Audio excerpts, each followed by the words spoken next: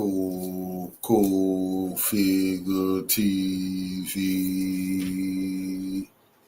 Revolutionary salute. Like, share, subscribe. Welcome to the House of Revolution. You know I'm your humble host, the Yao Ming of Revolution in World War III. Is it here? As Joe Biden decided to allow Ukraine to strike deep inside Russia, didn't Putin warn about this? Before we get into this, be sure to wipe your feet. That means hit the like button. Like, share, subscribe, support the platform, y'all. This is very disturbing. I had to get right into this as I got home. We have to break this down. Why is Joe Biden trying to start World War III, trap Trump into a nuclear war? Why have they failed for the foolishness of the Zionists? President Joe Biden reversing a long-standing U.S. policy involving the war in Ukraine. Biden now going to allow Ukrainian forces to use long-range U.S. weapons inside of Russia for the very... Now, Biden didn't already say this himself. He knew this would mean World War III. Biden already said he knew this would mean World War. Putin don't warn them over and over and over that if Putin didn't explain this, and this is what I guess Americans don't. Ukrainians don't know how to operate those long-range missiles. So what you're talking about is NATO striking Russia and using the name of Ukraine. Putin that came out and said, we're not going to go for that.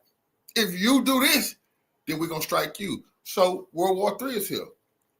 Because if they think Putin is bluffing, they risking our life. Because Joe Biden, the big guy who wants 10%, playing that very dangerous game.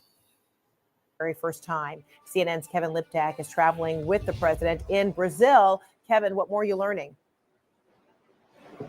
Yeah, this is a major change in American policy, and it comes at a critical point in the war in Ukraine as Russian forces massed in the city and around the city of Kursk as they prepare for an offensive there, and as North Korea has sent thousands of its troops to fight alongside Russia in that conflict. President Biden making this decision to allow Ukraine to fire the American ATACMS missiles inside Russia for the first time. And this had been the subject of a long-running debate inside the American government about the wisdom of allowing Ukraine this new capability. There were officials who were concerned about the risk of escalation in this war. That's something that President Biden has been concerned about throughout the conflict. You also heard officials worry about the stockpiles of ATACMS. These are not resources in endless supply. At the end of the day, the addition of the North Korean troops to this conflict certainly has created a new sense of concern in Washington. See. So now we know why they kept saying North Korea over and over.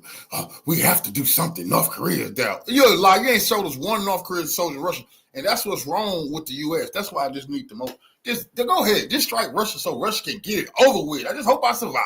Go ahead. Just don't tell us about it. Do it. Because these lies is just too much for me to stomach. Oh, they have to do something. They have to stop North Korea. You playing with our lives because y'all are liars? Putin already warned them what's going to happen. Now, as American citizens, we got to sit here and wait on the fire and brimstone because these corrupt bastards, they ain't even in power no more. Trump didn't say, this is ridiculous. The American people voted for no war. The people want a civil war. We have a new president. He said no war. He just told Zelensky them it's going to be peace. There ain't going to be no peace if they do this. Washington about where this war could be headed. It's a subject of conversation that President Biden has had throughout his trip this week in South America. He discussed it earlier in Lima, Peru, with the leaders of Japan and South Korea. He also discussed it yesterday with the Chinese President Xi Jinping, trying to apply pressure on Beijing, to apply pressure on its largest, or on North Korea, which is China's largest trading partner, to try and convince Kim Jong-un that this was a mistake and that it could put his own troops at risk. But now this decision, I think... Imagine these people just coming on the scene lying, talking about they just got to start, they just got to be nuclear war because North Korea is in Russia. What did you just say? We got to have World War III because the North Koreans is allegedly in Russia. We're not. They said so. But now you're telling us if the North Koreans was in Russia, what fucking business of it is yours? What business of it is yours?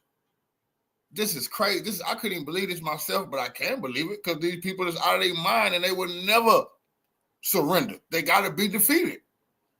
They got to be wiped out. But this is the problem. Them getting wiped out can cost us death and destruction of our goddamn self.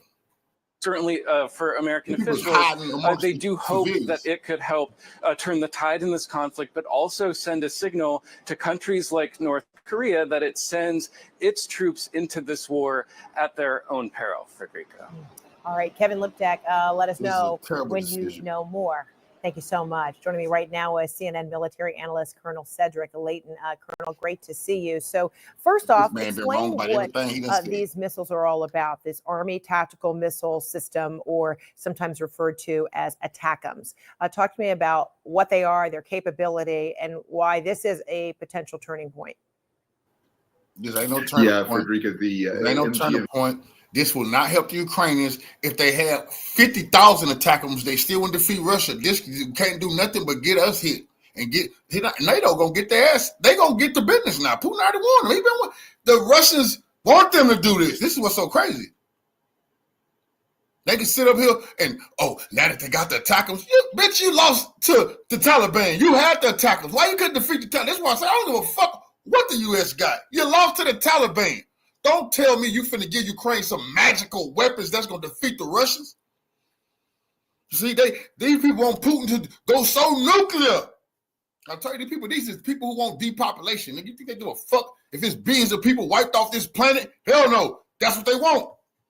GM-140 ATACMS, as you mentioned, the Army Tactical Missile System, has a range of around 180 to 190 miles. And what it can do is it can attack things like ammunition depots, troop concentrations, logistical centers, all of those kinds of things that could resupply a front line. So what the purpose of this is, from the Biden administration standpoint, that crap, man. They've been shooting ATACMS at Crimea all this time. You ain't did shit.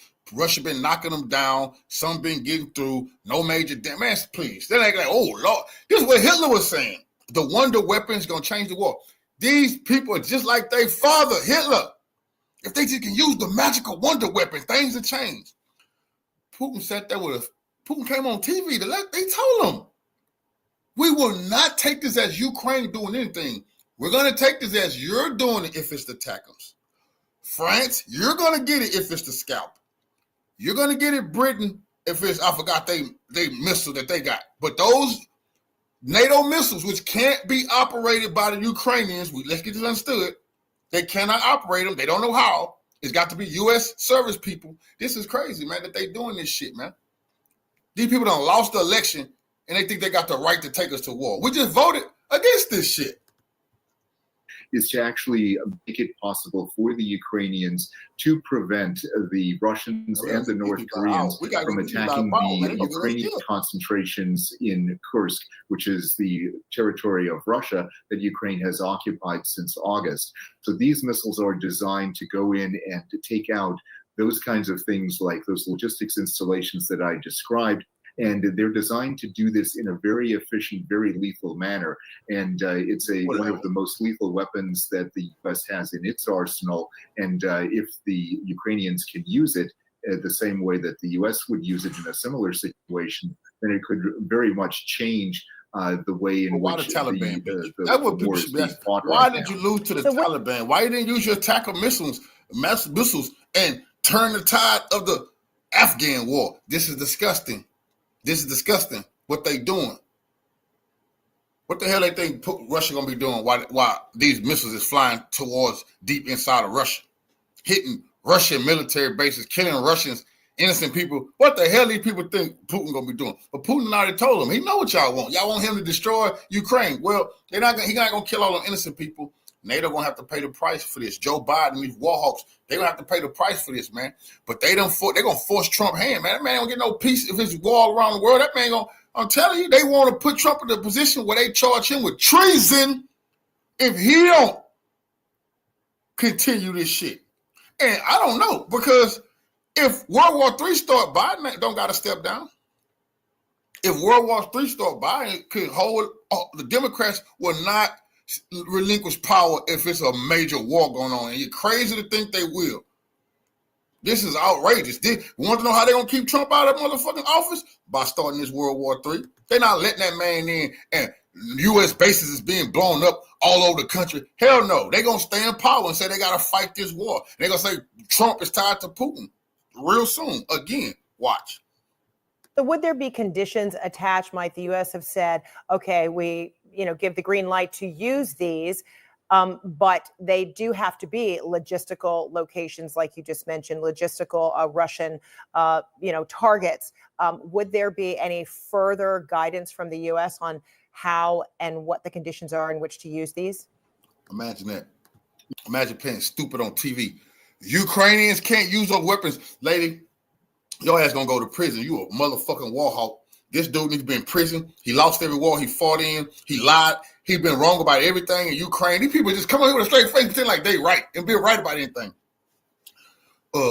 Does the U.S. got the right to make sure? What she want to convince you is no innocent people gonna get killed. We're just gonna be targeting logistical lines of communication and armory depots. And oh man, what the hell are you talking about? Putin don't give a damn if what you firing at. He warned you about this. Now, and then they could, because North Korea is in Russia. We got to do this, man. These people should be taken out of power tomorrow, bro. This is treason. America voted against war. We just voted for peace. Ain't gonna be no motherfucking peace if these missiles fly. I'm telling you right now.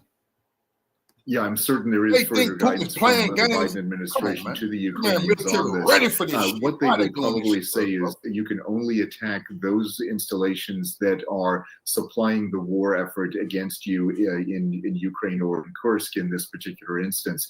So the idea would be, Frederica, that they would go in and they would give them a list of targets that they can hit. I told you. Putin got NATO. He got NATO forces and U.S. colonels. See, I know what is going on. They are surrounded inside Russia, in Kursk.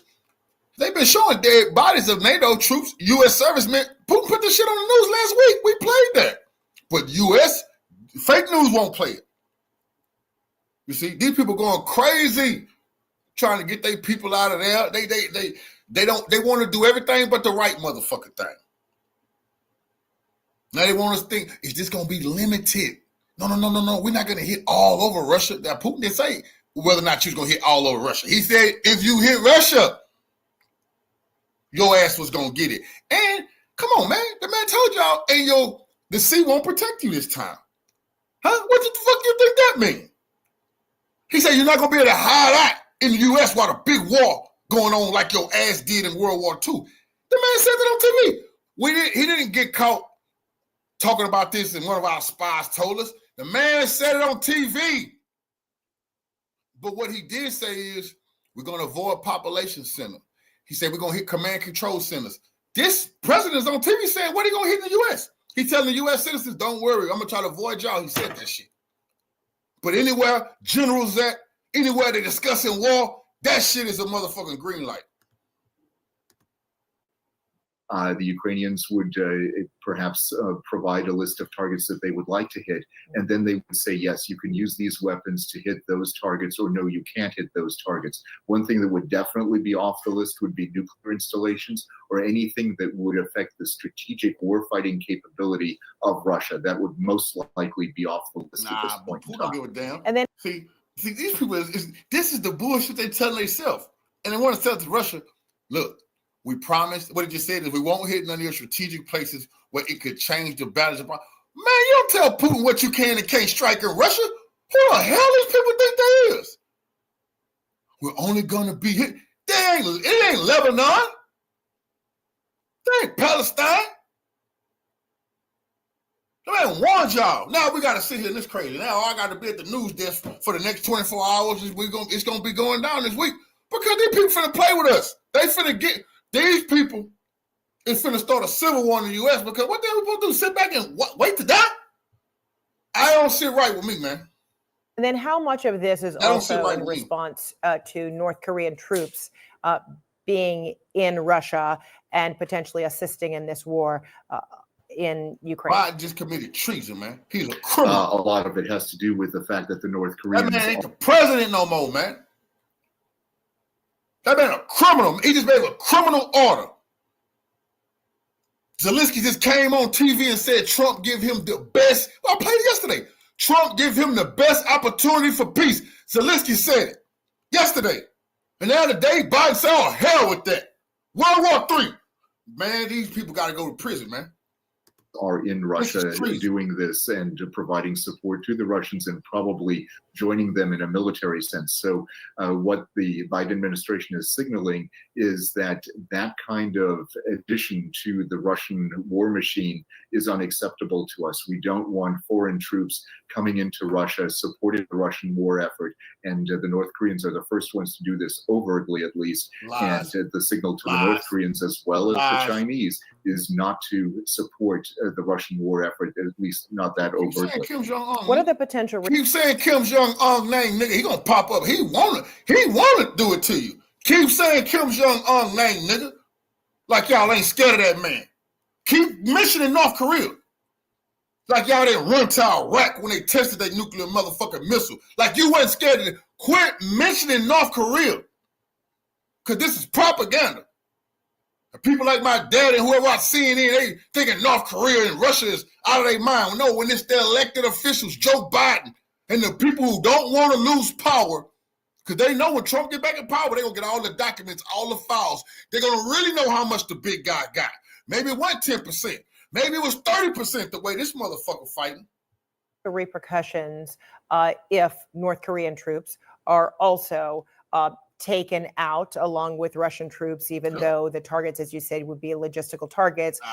Consequently, there might be also personnel might be involved or taken out. What would be the potential consequences? That's a place y'all discussing war. He warned y'all. The potential consequences could be somewhat far-reaching. It's possible that the North Koreans could react against South Korea, for example, or against U.S. troops in South Korea. So this is wrong again, clown. North Korea hit your ass right where you at. Quit thinking that they're gonna blow up the South Koreans because you doing some shit. You don't give a fuck about no South Koreans. Quit. You hear what he said? Or the U.S. troops stationed in America. Quit. They warned you. The oceans won't save you, buddy. You won't be sitting on CNN talking about what the fuck is going on in Europe and Asia. See that? No. Y'all are lying to the American people. You have been warned. Anything you do, they're gonna do better. We just seen Kim Jong-un test one of his greatest missile last week. Can hit anywhere in the motherfucking America. He got hypersonic missiles. He got submarines. Quit playing games. It's definitely a possibility that I'm sure the Biden administration has considered, and I would suspect that they have also increased their defensive capabilities in South Korea as a result of this decision. So that's the kind of thing that could happen. It's also true that the Russians will probably try to respond one way or another. They may not do so in a direct way, one that we would notice right away. It could be a cyber attack. It could be sabotage. Those are the kinds of things that we could expect Russia to do. But we would hope that they would not escalate to a point of no return. This is the kind of thing that the Biden administration has sought to avoid until now, when it's become pretty clear that the Ukrainians are having difficulty not only in Kursk, but also on the Eastern Front in the Donbass region. See? Now that it's crystal clear, Zelensky wanted to surrender and said Trump is the best option for peace. Oh, now they won World War III. Joe Biden, he just didn't want to give this order, but long as North Korea is in Russia, this long as the North Koreans are in Russia, we got to have nuclear war. All right. Careful what you ask for, Sleepy Joe. Well, I've had to scrap everything I was going to say. In the last 5 minutes, news broke predictably in the war foghorn, the New York Times, that Joe Biden, whether he is sentient and knows about it or not, has lifted his previous embargo. No, they're talking about dictator. Yeah, man, a dictator. The majority of Americans voted against his policies and their plan. He's going against America. They better dictate. He's saying the hell with democracy. In a democratic world, we just voted for peace, especially in Ukraine. And this dude come out and say the hell with that. You see, you people don't give a damn about democratic rule of law. The use of American long-range missiles, the ATACMS system, which can strike deep into Russian cities and will do so if not revoked. The problem is, Vladimir Putin already said such a decision would mean war between NATO and Russia. Maybe they think Putin is bluffing. I'm here to tell you, as someone who sat with them in Kazan just a couple of weeks ago in Russia at the BRICS conference, he ain't bluffing. Do you feel lucky, punk? Did I fire 6 shots or only 5? Do you feel lucky, punk? Well, I promise you, you should not feel lucky. Putin isn't fooling. He will regard any such use of long-range Western NATO missiles striking inside Russian cities, killing Russian citizens in their homes and at their workplaces as a casus belli a war between Russia and NATO. This is no small matter. Dwarfs everything else I was going to say in this monologue. But let me try. So when Joe Biden came out and said, okay, Zelensky, you can strike deep inside of Russia, Putin had every right to handle business then. He ain't got to wait on no missiles to fall. You just said that his people gonna die soon. Come on, man. What type of fucking games are these people playing with our lives? You on the record. He could have just told Zelensky on the low. Why are they announcing this shit, bro? This is ridiculous, man. He have to let the people know. These people want this crazy war. World War III, the small hats, and they want depopulation. Y'all better understand this. I'll tell you, that was so disgusting. That's why I can't say this won't happen. Are you crazy? You don't even know who, y'all know who run this, who have seized these countries? The small hats? I keep telling people, man, y'all don't even know where y'all at on this planet. We've been lied to so long, man. We don't know what the fuck going on. All we know is they don't want a lot of people here no more. And right now they're telling you heard about the Cuban Missile Crisis. I just grew up hearing about the Cuban Missile Crisis. We found out we live in a way dangerous time than when John F. Kennedy was getting into it with Khrushchev. And it was going to be nukes flying. They teach you about that. Well, right now, you're in worse danger. And they're telling you everything else. P. Diddy, Lil Durk, all that distraction ass shit. This is the serious business right here. Our goddamn existence is on the line right now because of criminal orders of Joe Biden. He just announced that we can die at any moment. That's the truth. That's just the truth. And explain just how serious it could get. The Russians will have to respond to any such missile strikes. They have bombed everything that can be bombed in Ukraine without turning on the civilian population, which they have no intention of doing, figuring that this would only rally the people of Ukraine behind their regime just at a point when the people are turning against Zelensky in a very formidable way, but also because they regard the Ukrainian people as part of them, as indeed they have been for many centuries. This mere interregnum of Kiev defying Moscow is, of course, an anti-historical phenomenon. The Collins Dictionary, the Oxford Dictionary, in 1945 described Ukraine as the borderlands of Russia. That's how the Russians see it. They don't want to bomb the civilians, so they are bombing the civilian and military infrastructure, but they're running out of targets. How then are they going to respond to these long-range missiles? Well, I think I can tell you without betraying any confidences that they will strike NATO assets, and very, very powerfully indeed. The presidency of Donald Trump, therefore, might not come soon enough.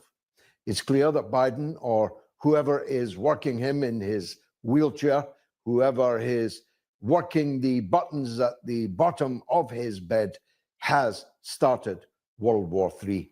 Because there is no way that if they kill Russians and then the Russians kill Americans in Europe bases, there's no way they're going to allow Donald Trump to talk peace ever again. He better not make one campaign speech about peace. They're going to hit him with treason.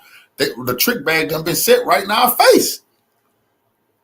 And once these missiles fly, whoever say peace, your ass is going to federal prison or Guantanamo. This is serious business. Once they can say, hey, you got blood of America, we got to fight back. Americans have died. We must war. And they know they can't win. Where are they going with this, bro? Conflict, direct conflict between Russia and NATO begins, no one can tell where it's going to stop. As I have explained to you many times, but it bears repetition, alas. As soon as one side or the other begins to achieve dominance and ascendancy, the ineluctable temptation to up the ante, to up the caliber of the weapons will begin. And when that begins, it could accelerate very quickly indeed. It's my guess that if these weapons are used, that Putin will use a tactical battlefield nuclear weapon against the forces of Kiev, forcing NATO to make the decision as to whether to reciprocate. And if they reciprocate, we are into World War III and a nuclear war, a war which could bring about the end of all of us and rendering odious every subject that we are going to discuss this evening. The clean sweep of Donald Trump, presidency, Senate, House of Representatives, the biggest vote ever recorded by a Republican presidential candidate, a very clear, nearly 4 million strong majority in the popular vote. It is a clean sweep, but what is Trump going to do with it? Is he going to sweep away the trash, or is he going to put some of that trash under his own rug? Perhaps even seat some of that trash around his own cabinet table. Is he the candidate to end the wars? Is he going to be too late to end the war with Russia? Is he going to start new wars? Is he going to double down on the wars that we are already fighting? One thing is for sure. The British will be encouraging the Americans to do just that. It's hard to understand, if you live in Britain, how rabid a dog the British state has become, perhaps always was. The British state, which has a total armed forces, who could comfortably fit into a mid-table English Premiership football stadium, is rabid for war with Russia, for peculiar historical reasons that predate Putin, predate the communists, and go back into the middle of the 19th century, at least. The British... And it's because it's the Khazarians, and everybody know the story. And I brought this up. The small hats have seized these governments, Britain, France. They've been, imagine Napoleon was fighting against the small hats too. Imagine that. That's a fact. That's a fact. Hitler was trying to go against them and got put in a trick bag. That's a historical fact. These people seized Germany small hats. You see, they don't just always believe the Germans are trying to take out the small hats. That is a game to seize Palestine. You don't understand the grand chessboard. That was the game to seize Palestine, to fool everybody. They discussed it way before World War II even went down. Anyway, you got to go back historically and remember, Ukraine used to be the Khazarian kingdom. That's a fact. You got to go back and remember, Russia forced them, those who were living in that area, to pick a religion, pick one of the three religions: Islam, Christianity, or Judaism. They picked Judaism, but they never forgot that they was forced to do this, and they hate Russia guts, you know. And the Russian Revolution, when they killed the last Russian Tsar, that was those people. They don't tell you that in history. There was those people. And now Putin has rose to power, and he knows exactly what's going on. But they hate his guts. And they're using all these other nations to try to bring him down, go after China, and go after those who haven't sided with Russia. This is serious historical shit we're dealing with. British hate the Russians and are salivating for war. The impeccable, unimpeachable, peerless, gray zone broke a story today by Kit Clarenberg about a secret military political cell operating within the British government, planning a Gladio-style stay back to keep Ukraine fighting. The British are behind every dirty trick that has been played in Ukraine over this last decade, since the 2014 coup against the legitimate government of that country. And they're still at it. And when they have to be pushed off the books, they form limited companies in order to do it. And they receive tens of millions of British taxpayers' pounds given to them gratis as a grant to continue their efforts to sustain support for the war, consent to the war here at home by setting up their own propaganda, but more importantly, by attacking the propaganda that they believe. They really hate Putin for releasing the historical pictures of the black saints. That pissed them off. They want his head for that. He done that to warn them. He will release more information. You know, that was a warning to them when he released that, and let them know they all cap. He go to historical paintings and documents of what people of the era in time were saying that the saints look like nothing like them. That was devastating to them. They see that gets you poisoned and killed and assassinated and overthrew. Yeah, if you wasn't Putin, that could happen to you. Is stopping them from winning the consent of the British people as prices rise, as the economy sinks, as the sanctions on Russia demonstrably not only don't work, but are in fact a boomerang, cutting a swathe through Western economies. Well, they must smear and label the people that they think are capturing the public's attention, as if the public were idiots and didn't notice the rise and rise of everything except their standard of living. The British have been aching to fire their Storm Shadow long-range missiles into Russian cities.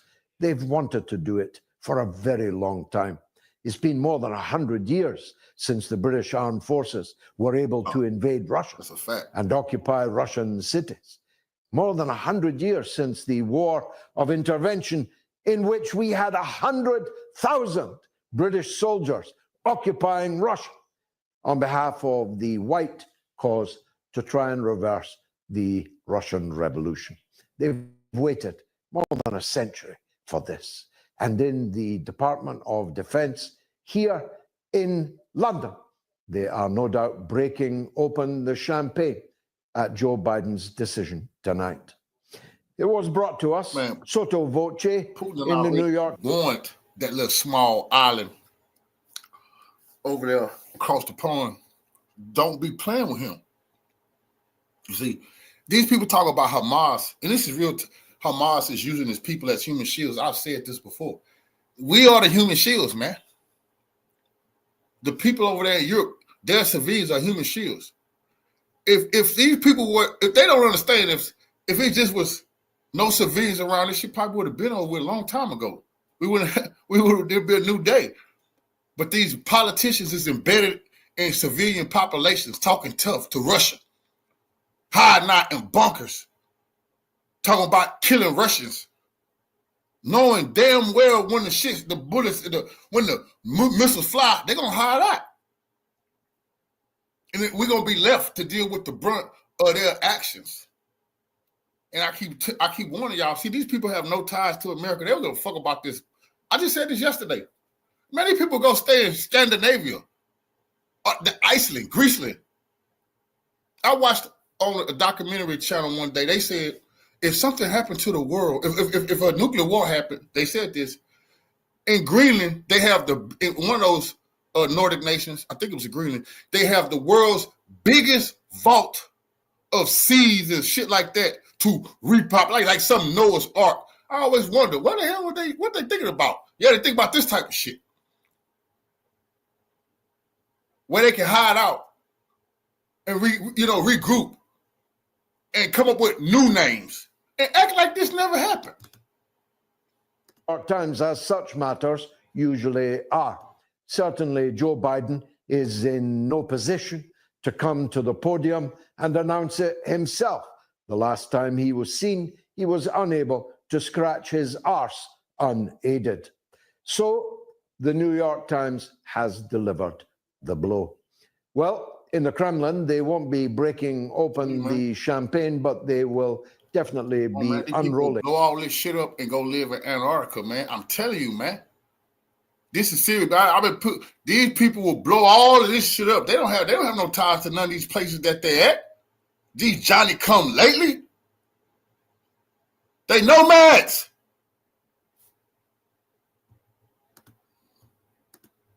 Rolling the maps. They will definitely be moving to Plan B. The Israelis are already on Plan B.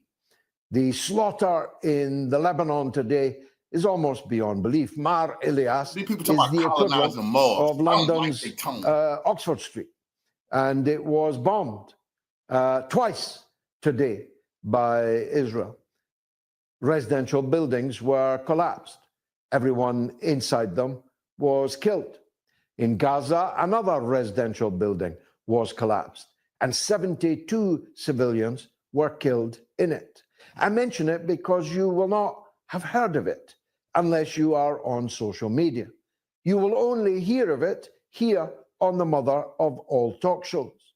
And some fools wonder why soft power for Western countries is a thing of the dim and distant past. Some fools can't understand that the rest of the world can see what we are doing and can see that we're not even reporting it, never mind condemning it. We are deliberately denying our own citizens the pictures of it. Look at the BBC News website. You will find nothing of the flavor of what I have just told you. Look at the sports pages of Western media. See if it tells you about Celine Haidar, a star international women's footballer, an international footballer of great note, who was cut down by an Israeli bomb this very day and is right now fighting for her life in a critical condition. Take a look after the show at the sports reports. See if you can find any mention of Celine Haidar, and ask yourself, if she had been a Ukrainian international footballer, ask yourself, if she had been an Israeli international football star, would the reports be less or more? It's a no-brainer. You don't actually have to check. You can take it from me that this slaughter, these civilian casualties, are all as roundly ignored as the last residential building that was collapsed, as the last bunch of tents that were set on fire. Well, you know, in a way, as someone who hates everything about what this British state does in the world, In a way, I should be relaxed about it, because it's going to make us even more hated than we already are.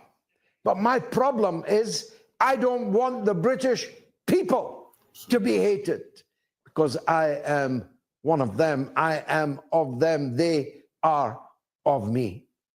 And I feel the same for our friends in America, where a vast audience for this show is currently watching and will watch in the hours to come. I don't want people hating you, because if they hate you, they may try to hurt you. Definitely, they will try to avoid you, to shun you, to ostracize you. I don't want that. And so I must lament. But I'm not going to keep quiet about what Joe Biden has just decided and about what Keir Starmer will be deciding in the next hours. The main enemy for me is not Russia, you see. The main enemy for me is not North Korea, you see. By the way, whatever happened to those North Korean soldiers that were sent to Ukraine? What happened to the North Korean forces that were operating in Kursk? Anybody seen them yet? Or was that just another big lie? The main enemy for me is not China.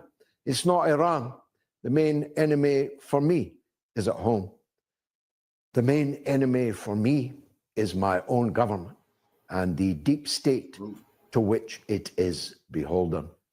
And so, like John McClane before me in the first years of the First World War, I'm ready.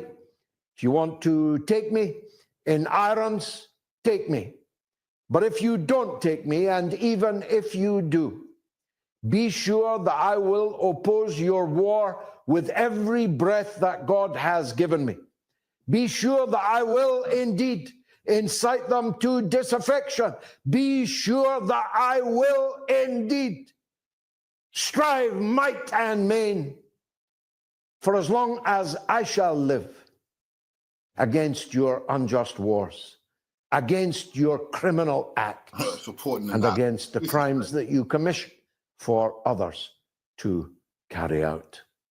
This leaves me only time to deal with some of Starmer's domestic enemies.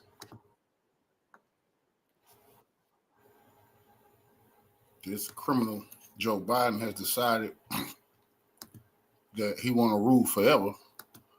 People talking about Trump was going to be the last president. I guess Joe Biden deciding he going to be the last U.S. president ever with these type of decisions. He talking about making, nigga. It was shit. I know we voted for Trump, but how you gonna get in there? If it won't be no America. They talking about sending missiles in Russia, and Putin already told you what the outcome gonna be. Okay, this is very disgusting. Hold on, y'all. Give me 1 second. Hold on, I thought he had y'all.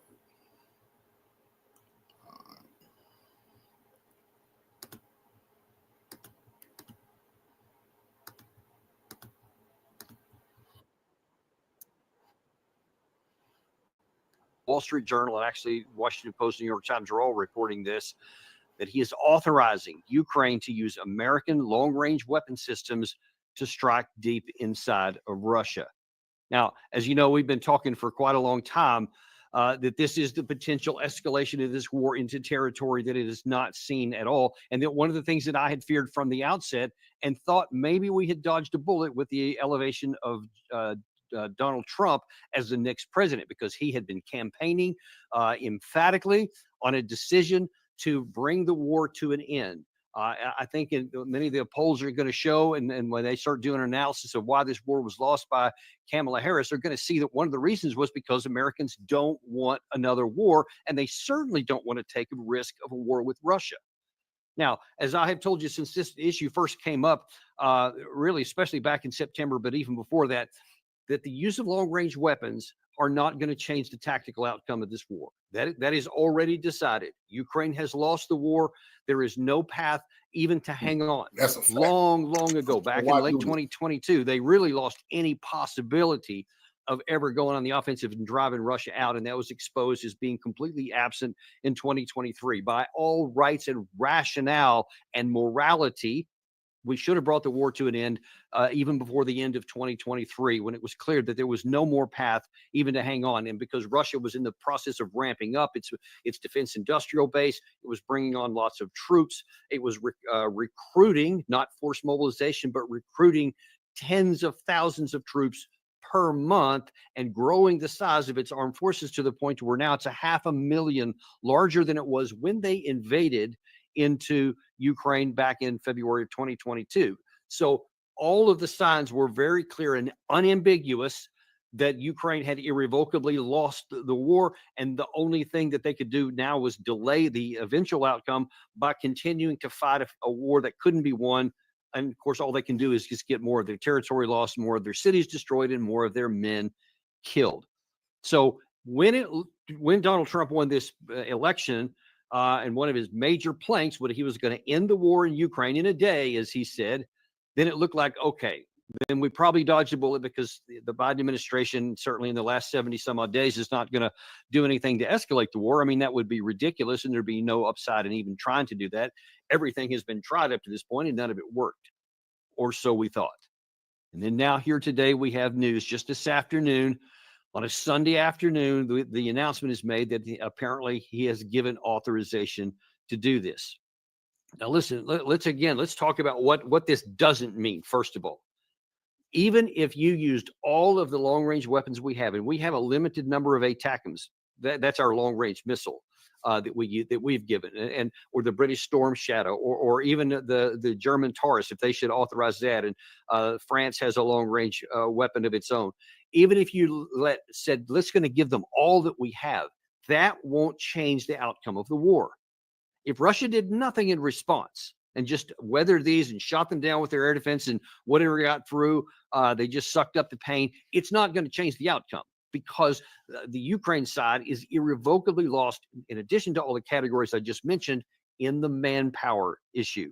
They don't have enough men to fight, and what they have are grossly underprepared, untrained, and they just can't get them fast enough and get them trained in. They don't have the time to do that, so they keep throwing more men in increasingly smaller numbers into all of these battle areas, and they're continuing to just die in large numbers, and they're not accomplishing anything.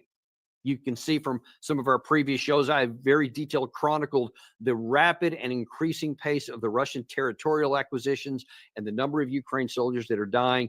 The end is coming. The Eastern Front is starting to buckle, and it may not be very much longer before there's finally a major breakthrough somewhere. It's already happening with a lot of territorial losses on the Ukraine side. I mean, we're literally watching the thing fall apart before our eyes. And in the Kursk area that Ukraine made this small penetration into Russian territory starting back in August of this summer, that also came to nothing, and it is also being squeezed into nothingness. So any rational person would come to that conclusion. But saying now, after you've lost the presidential election, that you're going to allow Ukraine to use these weapons is so irrational, because you can't win on the ground. It's not going to change anything. Well, then what is the purpose? What do you think is going to happen? Well, according to this Wall Street Journal report that I cited a minute ago, and some of these others that are coming out, allegedly what's being claimed by some of the administration officials, well, it's actually about North Korea, because we don't want North Korea to come in. According to President Biden himself, somewhere around 10,000 troops, North Korean troops, are in either in Russia or in the Kursk area and might be engaged in that. And then there was, let's see, let me pull this up on my screen right here. I actually just saw this a short time ago. Actually, the New York Post, not the New York Times, the New York Post is reporting that potentially 100,000 soldiers may come from North Korea to complete the devastation and just basically close that war out. Now, I don't know if that's true or not. I mean, it's plausible, but it's also, by my accounting, probably unnecessary. And unless Kim Jong-un himself wanted the troops to get some combat experience, which is very plausible, that would make some sense tactically. But of course, you also know that in recent days, Russia and North Korea signed a formal defense pact that brought a lot of these things in the defense of one into, coming to the defense of the other in similar regards to the NATO Article 5 treaty. But you see that that's actually reported in that. And by the way, also on that, there was a very, very important minor part of that article, which seemed kind of minor, but let me scroll down and show you that back again. Because according to this report here, let's see if I can find that here. In March, Ukraine's forces stood at an estimated 330,000. That is a shockingly low number. Because remember, they were close to 1 million sometime late in 2022 when they did a lot of these mobilizations, and they had the army that they had. They called up the reserves. They claimed that they had somewhere between 750,000 and 1 million. Now it's 330,000. At the same time, Russia's force is expanding. Well, so if you can see that the war is going to be over, and I can graphically show you, and we could spend a whole show of me chronicling why these long-range missiles won't change the tide of the tactical battlefield, then you see all that. Why would you then take a risk? Because this has not come cost-free. We've actually had some people that, and I'll show you in just a second, talking about how, look, this has some potential downside of escalation risk from Russia. But David Sachs, who's a big supporter of Trump and somebody we've had on our show before here, went on and said, listen, he has a problem with this from a different perspective, because according to what he tweeted out this afternoon, President Trump won a clear mandate to end the war in Ukraine. So what does Biden do in his final 2 months in office? Massively escalate. It is going to hand Trump the worst possible situation. Now, that's if it only is complicated. But listen, this has some serious potential for escalation. I said at the top of the show, that's what worried me at the first of the war. And I thought we kind of had dodged a few bullets there too. Actually, nuclear missiles, I thought we had dodged.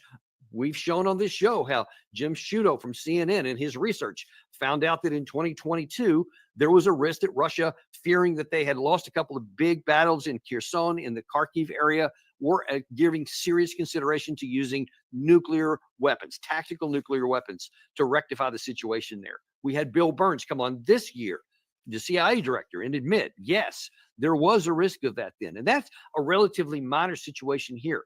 But now that this situation here is much, much larger, because you're taking the chance that this actually, Putin makes good on some of his threats that could get us into war. And this, I guess, strange thing, perverse thing, whatever you want to call it, Biden one time recognized the risk of escalation. Do you remember when he said this in early part of the war? I think it was March of 2022, when people were asking him if he should give the Ukrainian side, American tanks, planes, or whatever, maybe even bring our troops into the fight here to help the Ukraine side. Here's what he said back then. We have a sacred obligation on NATO territory, a sacred obligation, Article 5. And we will not, although we will not fight the Third World War in Ukraine. Putin's war against Ukraine was never be a victory. Democrats are rising to meet the moment, rallying the world on the side of peace and security. We're showing the strength, and we'll never falter. But look, the idea that we're going to send in offensive equipment and have planes and tanks and trains going in with American pilots and American crews, just understand, and don't kid yourself, no matter what you all say. That's called World War III. Okay? Okay, President. That was the risk of that.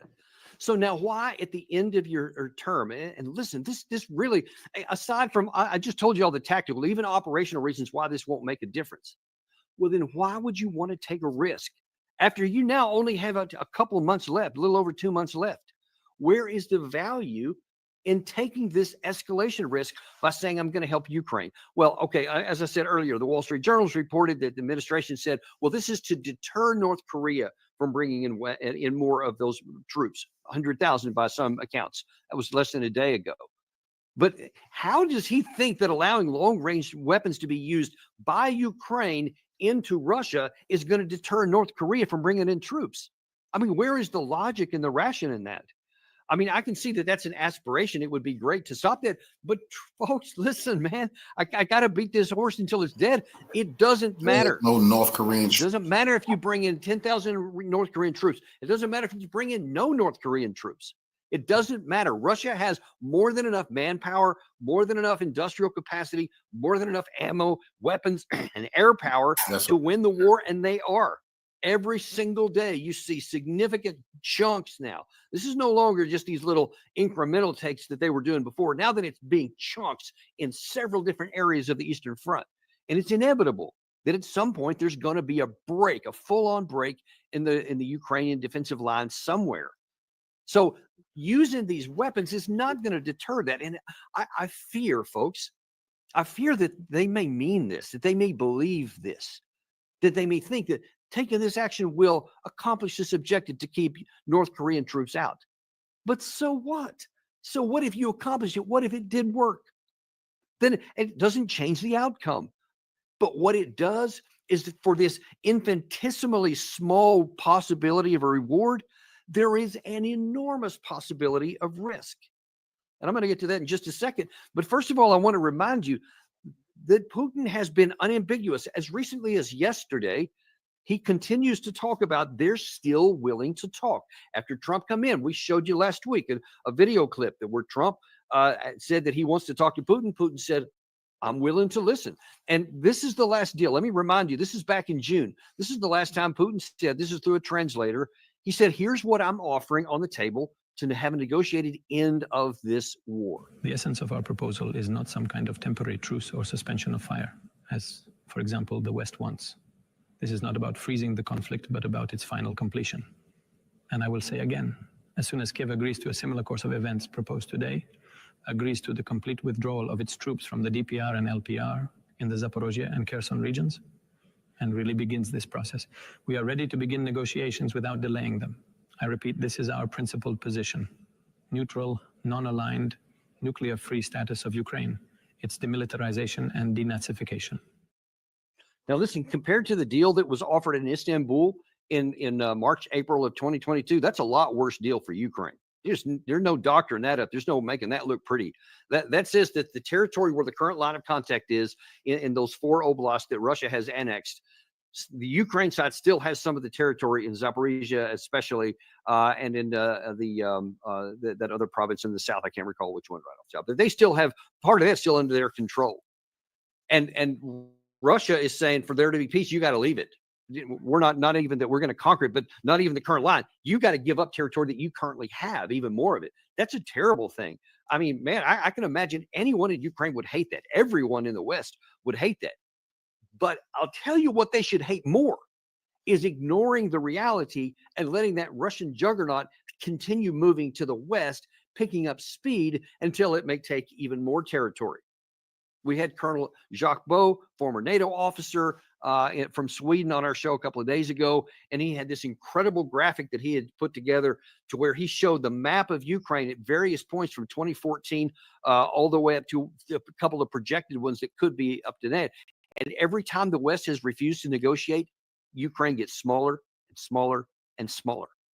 And he said, and I certainly agreed on our show, that if you don't make these deals now, and he put one of them had the June 2024 options that I just mentioned on there. They showed what that looked like on a map.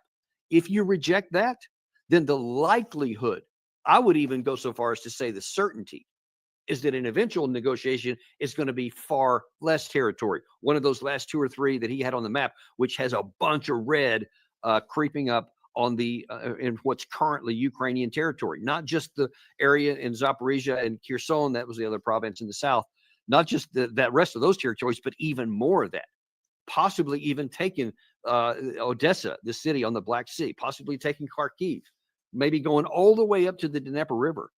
Those are within Russia's capabilities. They do have the military and the wherewithal and the capacity to get to that, even if it takes them many more months, assuming that the Ukraine army doesn't collapse. There is no rational reason to think that we're going to ever get a better deal than what the one I just showed you that Putin offered up in there. But there is reason to worry that things could get a lot worse. So back in September, let me pull this up here. This is something that Putin said the last time that he was specifically asked what would happen if the U.S. used long-range missiles. It was theoretical at that point, but now it's actually happened. Here's what he said. Напрямую участвует в военном конфликте или нет. Если это решение будет принято, это будет означать не что иное, как прямое участие стран НАТО, Соединенных Штатов, европейских стран в войне на Украине. Это их прямое участие. И это уже, конечно, существенным образом меняет саму суть, саму природу конфликта. Это будет означать, что страны НАТО, США, европейские страны воюют с Россией. А если это так, то, имея в виду изменение самой сути этого конфликта, мы будем принимать соответствующие решения, исходя из тех угроз, которые нам будут создавать. So you see it straight from his mouth right there. He's not beating around the bush. He's saying we will regard that as the direct participation of the United States. Now, there are many in the U.S., and I'm sure there are many on the Biden administration, and I know there are all kinds of pundits in the U.S. that said they don't mean that. They're just bluffing like they did on all those other red lines. How many red lines did we have? And we crossed them all. No tanks, no armored personnel carriers, no HIMARS kind of things, and all those things we brought in, even F-16s, and there was never any response. Well, here's the problem. We're the ones that said that was a Russian red line. Russia never said it was a red line. They said it would be a dangerous escalation and left it at that. And then they took some appropriate countermeasures. But you remember what happened? We said F-16s, that's going to change the course of the war. That's going to make a big difference in there. You get these modern. Did anything happen? We brought the F-16s in. What happened? You never hear about them again. Remember, originally HIMARS was going to be a game changer, and then ATACMS was going to be a game changer, and then it was the F-16s. Folks, there is no game changer. The game has continued on methodically from the east to the west, and that is going to continue on, except one difference in this case is this time Russia did make a red line. This time, Vladimir Putin did say, if you do this, then we will regard it as this and take appropriate countermeasures. Now, if anyone thinks that Putin is kidding on this, that he's going to allow long-range weapons by the United States, which he is correct, must be actioned by American troops. Those things are too sophisticated, and you cannot just hand a missile to the Ukraine side and say, do whatever you want with it, and then say, all right, there's a degree of separation, so they're good to go, because they can't do it. They can't operate. That's the point. All that lying on CNN saying that the Ukrainians will be targeting. Ukraine will be targeting nothing because they don't know how to program it. And like Scott Ritter said, the technical, very secretive information that goes into certain communication systems, they don't want the Ukrainians to know. So the most the Ukrainians can do is America say, okay, take your finger and okay, hit that button right there. But the Ukrainians won't be targeting anything. And Putin already said that. It's going to be all NATO. The U.S. will be using the U.S. systems. Germany, you will be using your systems. France, your systems. Britain, you will be using your systems. And y'all are going to be pretending it's the Ukrainians striking Russia. Putin done warned them. This time, we're not going for that.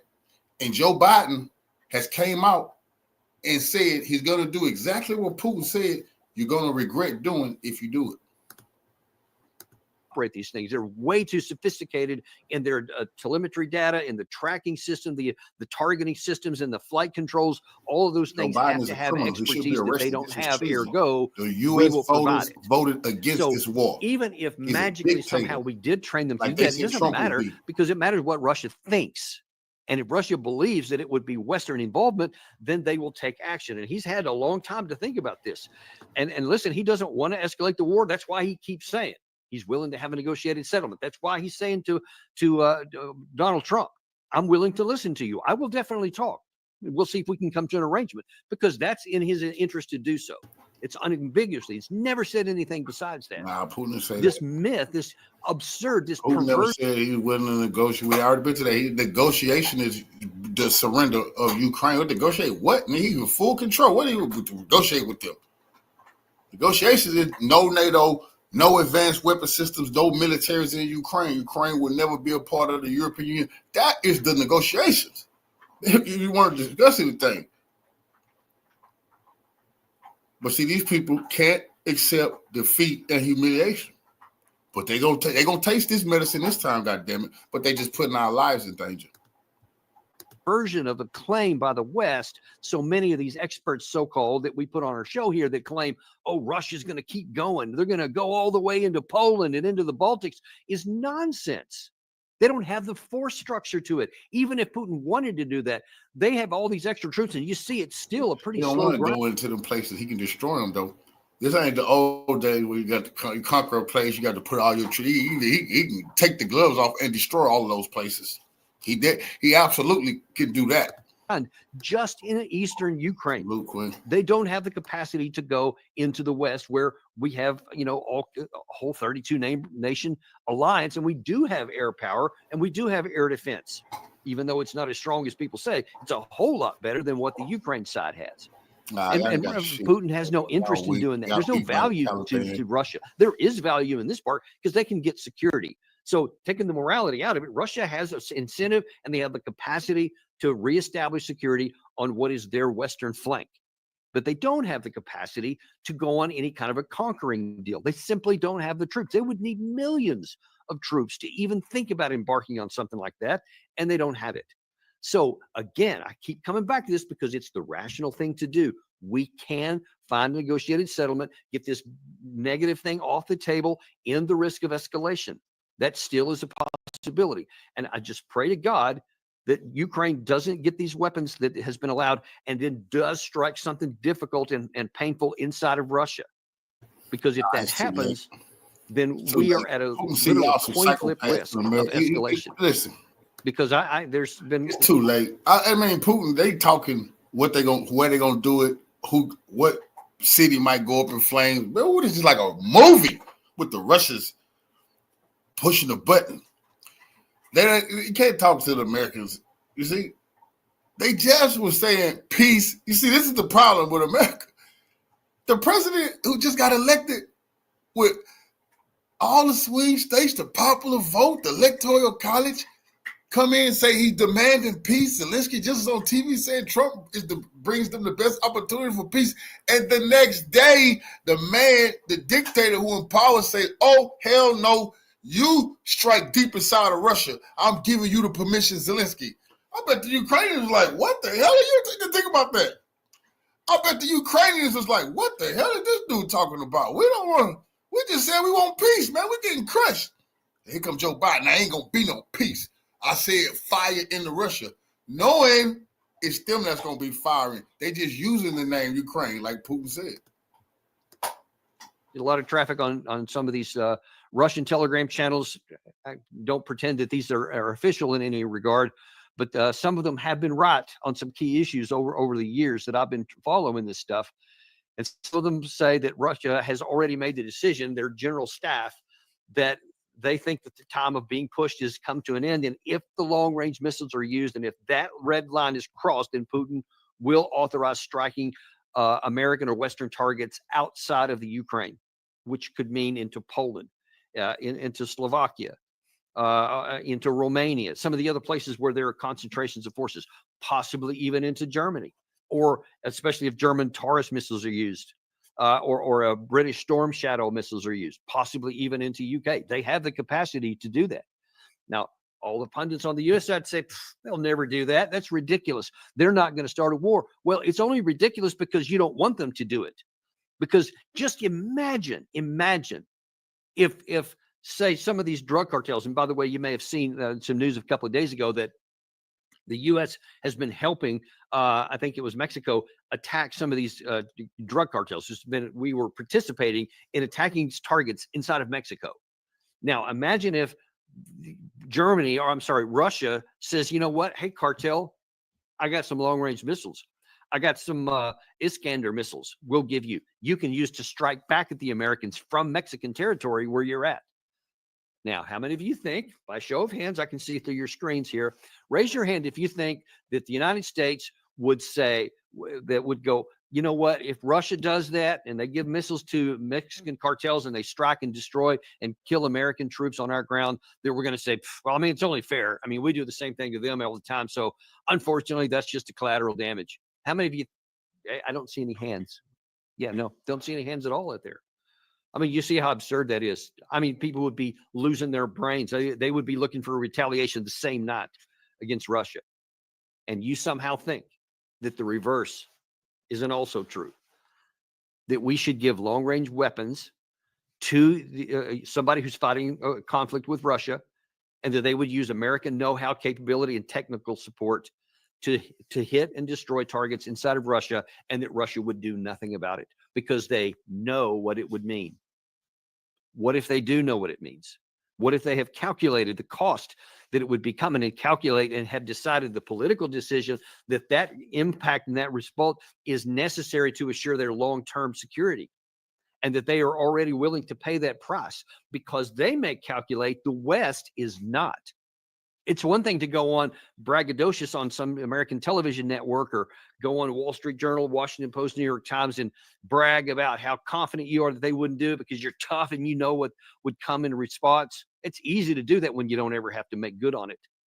But I assure you, when you may recall earlier this summer, John Bolton famously said Putin would never use nuclear weapons because he knows that would be signing his own death warrant if it happens.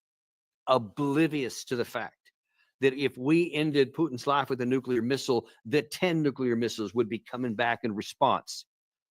And it would be probably the United States, possibly even our own president, that would pay that ultimate price. Now, it's one thing to be cocky and talking about something you'll never have to do. But if those first missiles fly because someone finally calls your bluff, now then we're going to be in a horrific situation.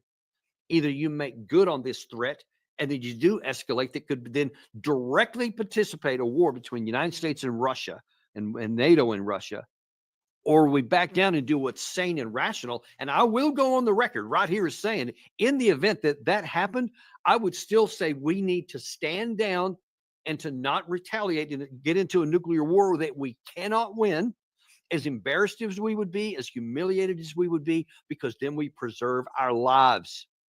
We preserve ourselves, but don't get to that point.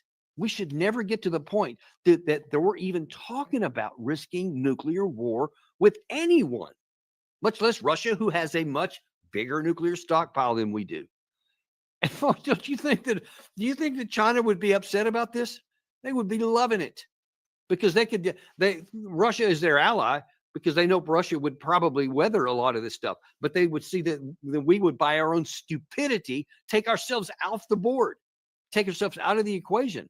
Now, of course, that would have catastrophic events for the global economy, but I promise you that China has been diversifying a lot already, BRICS, but even domestically, I think that they could handle a big shock to their economy by all the loss that they get to and from the U.S. economy in selling exports and imports, which would be devastating.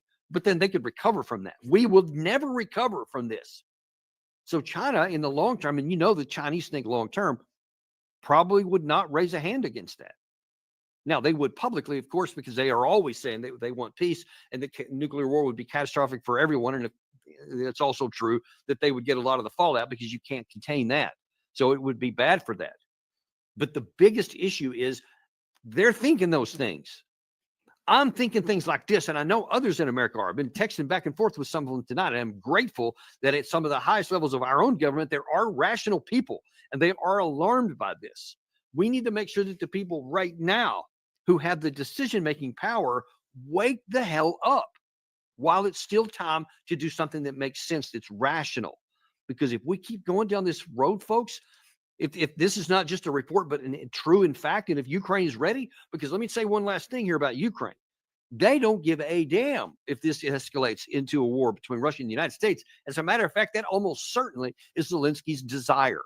He wants to draw the U.S. and NATO into this war because he does know what I told you at the outset. He sees the battle maps. He knows the personnel and the imbalances that he can never overcome. And the only chance he has is either to make a negotiated settlement, and as I've told you before, which he may not survive that if he moves in that direction, or he gets the whole West to come in on his side and fights the war, and then Russia wouldn't pay much attention to Ukraine. They'd have this bigger wars to fight here. That's what he wants. We can't give it to him. There is no upside to this. Hear me clearly, folks. There is no upside, even potential for the United States. There's no upside potential for Ukraine to allow long-range weapons, American long-range weapons, to strike deep into Russia. There is enormous consequence and potential catastrophic risk if we do so. If we don't do this, then we can get to the end of the Biden administration, and then the Trump can come in and actually have a chance to get this negotiated and off the table. Though, as I've told you in previous recent shows, that's going to be a lot harder than Trump thinks, I think. But it's at least we're moving in the right direction. But if we go down this path, probably the best that we can get, if those long-range weapons are used, is that we just have to hope that Putin continues to self-deter and that he decides it's in Russia's interest to get to negotiation with the Trump administration. Because if he doesn't, if he calculates that Trump is not going to be able to make good on that, or that it's not going to matter, then we have the whole escalation risk, and God help us all if we get to that point. Listen, I don't know how this is going to go. This is all brand new right here. I'm going to continue to plow some of the sources that I have to find out what's going on inside the Biden administration, what people in the incoming Trump administration are saying, and hopefully they'll be able to bring some pressure to bear. We know David Sachs, who is a good friend of Donald Trump's and was instrumental in his campaign, and I know has helped get a lot of good people into the Trump administration. I bet he'll be bringing his influence to bear to try and get their sources to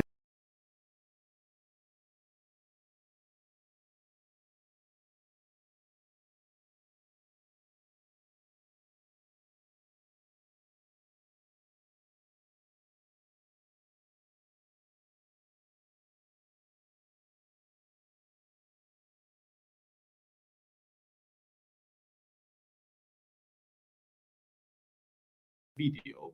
Apparently, this article from Reuters, let me see what it is. This one, it tells us that the Biden administration has lifted the restrictions for Ukraine to use long-range weapons deep inside Russia. Hello, my friends. I hope you're all doing well. Today is Sunday, November the 17th. And before we begin this video, I just want to say I apologize if my voice comes across a bit harsh. I think I've caught the green t-shirt curse again. Nothing I can do about it, but it should be over in a couple of days. So please just bear with me.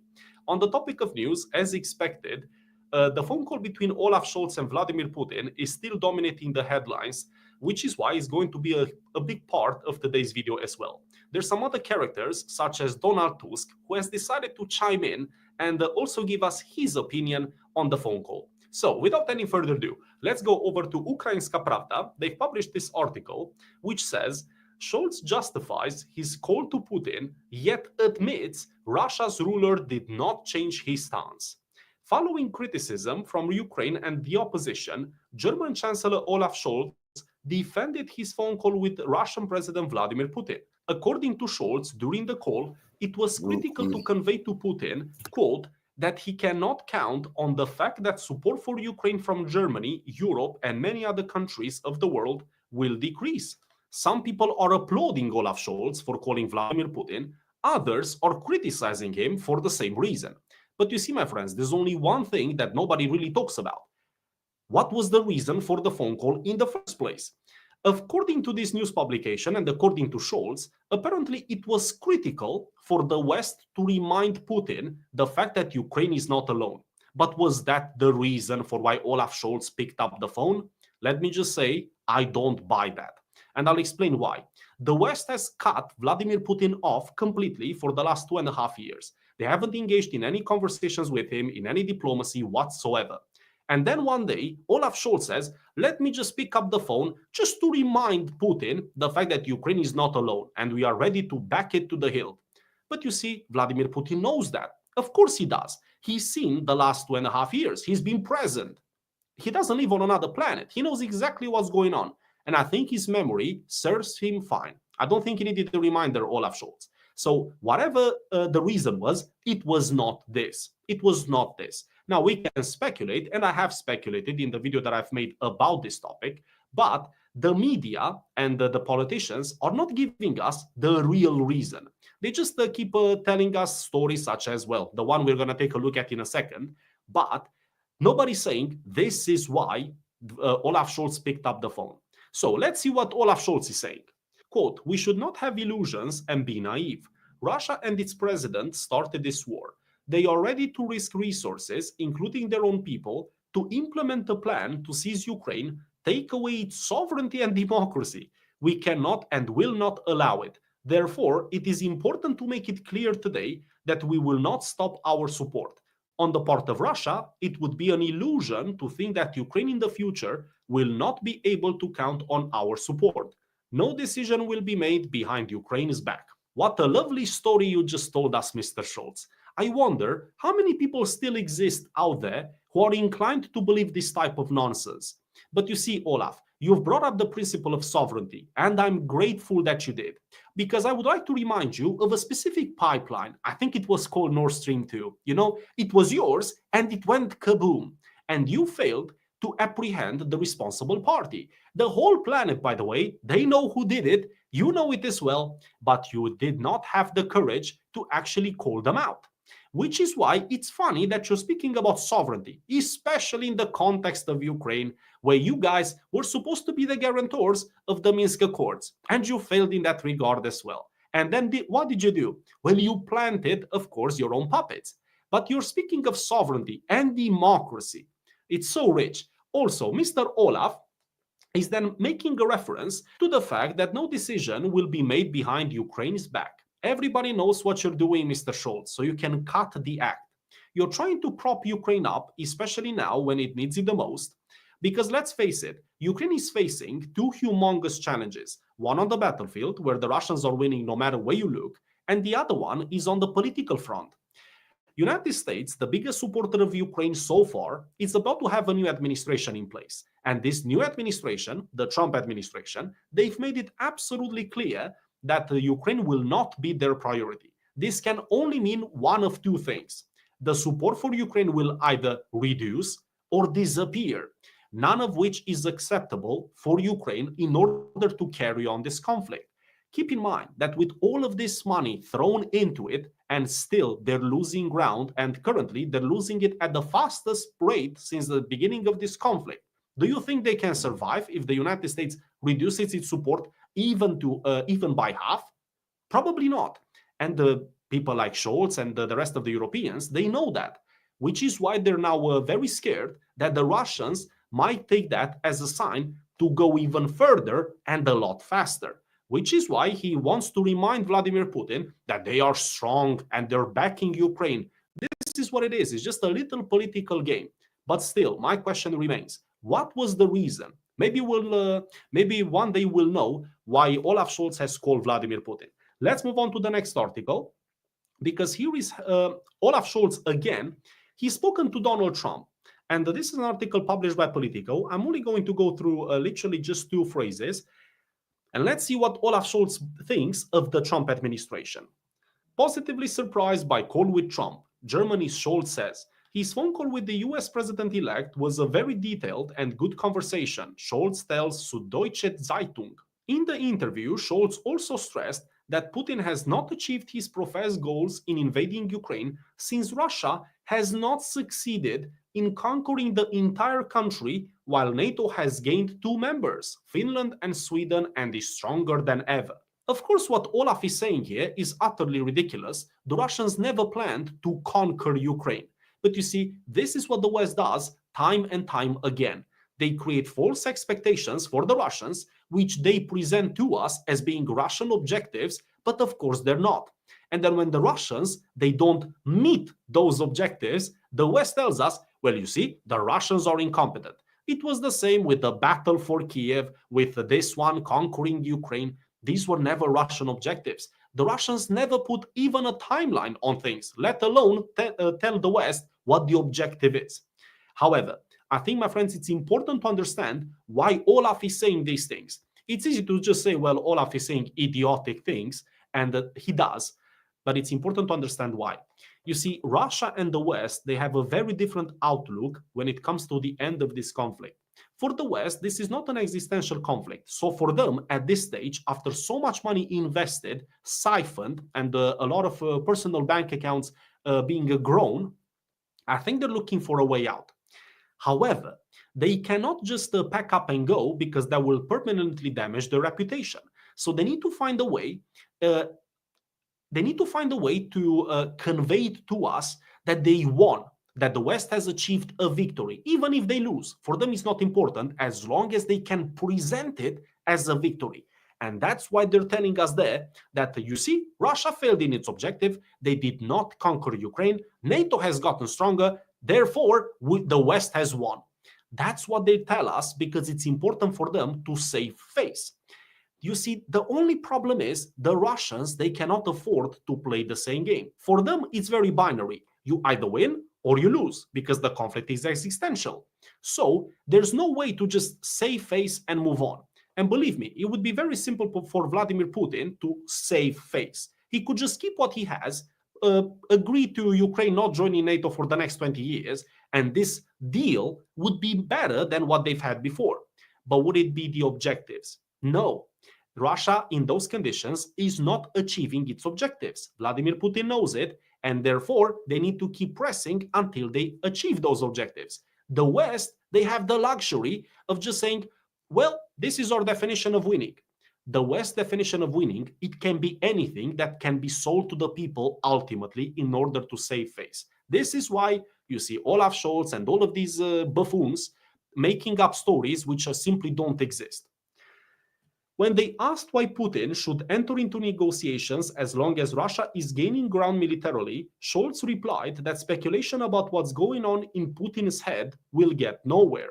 Quote, "We'll have to find out, including by talking to him about it," Scholz said. Well, too bad you didn't want to speak to Putin 2 years ago or even last year, before even more bloodshed took place. Olaf. Okay, let's move on to the next article, my friends. This is about Donald Tusk, the Polish Prime Minister. He's also chiming in and giving his 2 cents on the fact that Olaf Scholz has called Vladimir Putin. Listen to this one.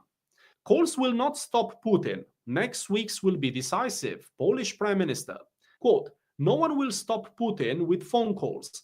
The attack last night, one of the biggest in this war, has proved that telephone diplomacy cannot replace real support from the whole West for Ukraine." He's referring to one of the largest missile and drone attacks that Russia has launched upon Ukraine. It has taken place last night, and one of the reports is even suggesting that Russia has used some thermobaric drones, and the damage was absolutely devastating. For example, in Odessa and in many other regions, there's no running water or electricity.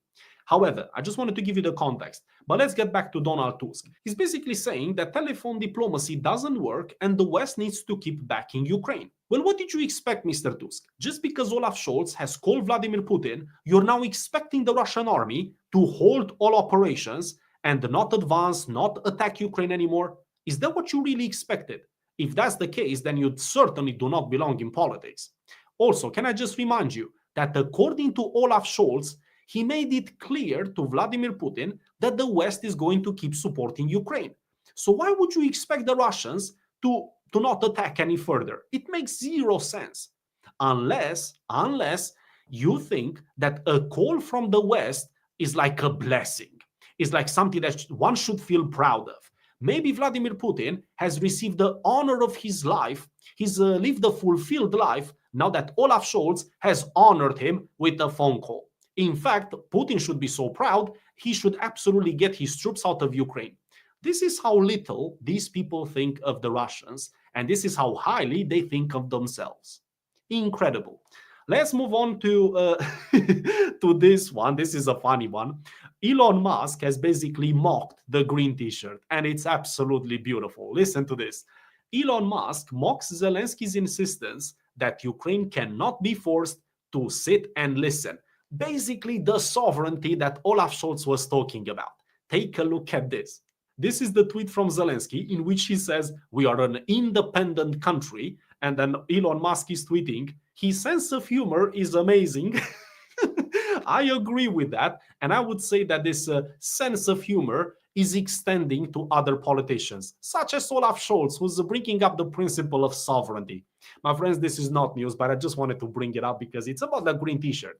And now, just to finish off today's video, I want us to take a look at an article from the New Voice of Ukraine, and it's about the Kursk situation.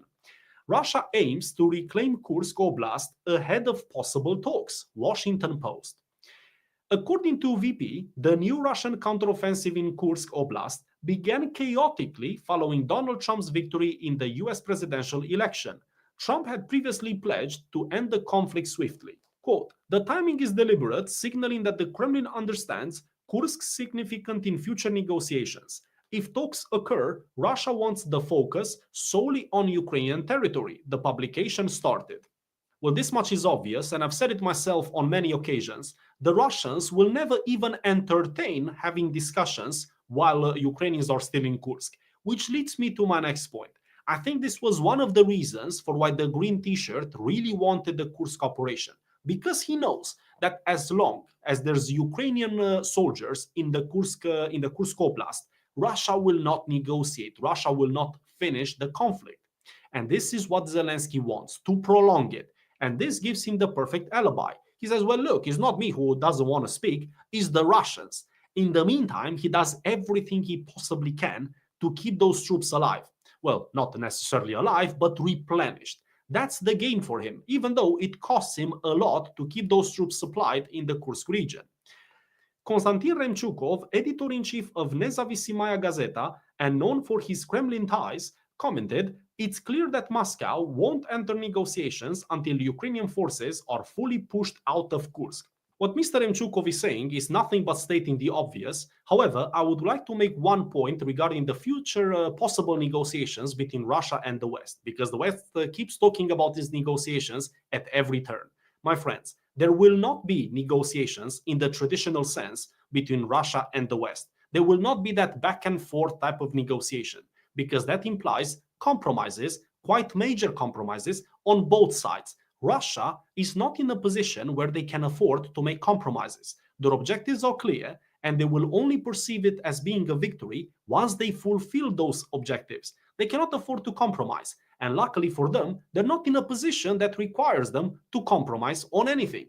Now, my friends, I would have ended the video right here, but I've just spotted some breaking news coming in, so I might as well cover it in this video. Apparently, this article from Reuters, let me see what it is, this one, it tells us that the Biden administration has lifted the restrictions for Ukraine to use long-range weapons deep inside Russia. Biden lifts ban on Ukraine using US arms to strike inside Russia. Ukraine plans to conduct its first long-range attacks in the coming days, the sources said, without revealing details due to operational security concerns. Well, my friends, it has finally happened. I think we all knew that this was just a matter of time. But the real question is, why now? Why did the Biden administration decide that this is the best moment to allow Ukraine to carry out strikes deep inside Russia? And this comes, keep in mind, just a few days after Joe Biden and Donald Trump met at the White House. This, from my perspective, means two things. Number one, it's either a case of the Biden administration trying to commit Donald Trump to supporting Ukraine and making it harder for Trump to push Ukraine aside. It's either this, or this is something that has been approved by Donald Trump. Maybe Donald Trump said to Joe Biden, give them the permission because this is something that I approve of. We don't know. But what we do know is that this decision comes after the two leaders have met at the White House. My friends, we're going to talk about this a lot more in the coming days. What does it mean for the Russians? Well, I think the Russians are fully prepared for this. Mainly the Russians, when they've carried out some sort of long-range strikes into Russia, they were targeting airfields, oil fields. However, I don't think they're going to waste these expensive missiles in order to strike oil fields.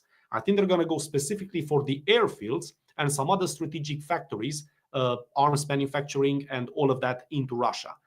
Obviously, they're going to try to portray it as, well, this is our response to the North Korean situation. But my friends, we know that that's not the reason for why the West has agreed to this. This is something that they wanted to do for a long time. In fact, let me read you this. The White House declined to comment. The change follows Russia's deployment of North Korean ground troops to supplement its own forces, a development that has caused alarm in Washington and Kiev.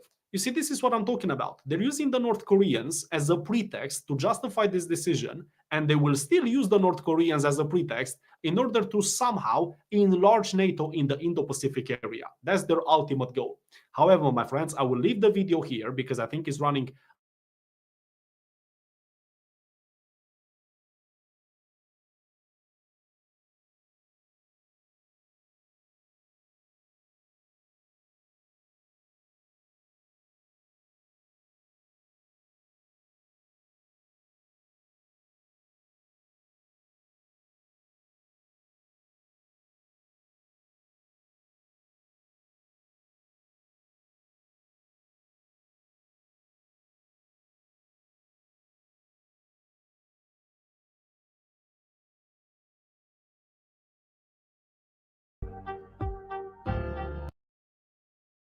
a little history here of just one, and I think it's important to look at this particular article. This was from Reuters, right? And look at the date, September 6th. This was before the election. I think that may be critical. Let's go on. So what do they say? U.S. Defense Secretary Lloyd Austin cautioned on Friday there was no one capability that would turn the war in Ukraine in Kiev's favor, right? After President Zelensky urged the West to let its forces use long-range weapons to strike Russia, right? And they said they could hit targets such as airfields inside of Russia. We go further down. They said we're going to continue to give strong support. The Pentagon chief pushed back on the idea that this would be a game changer.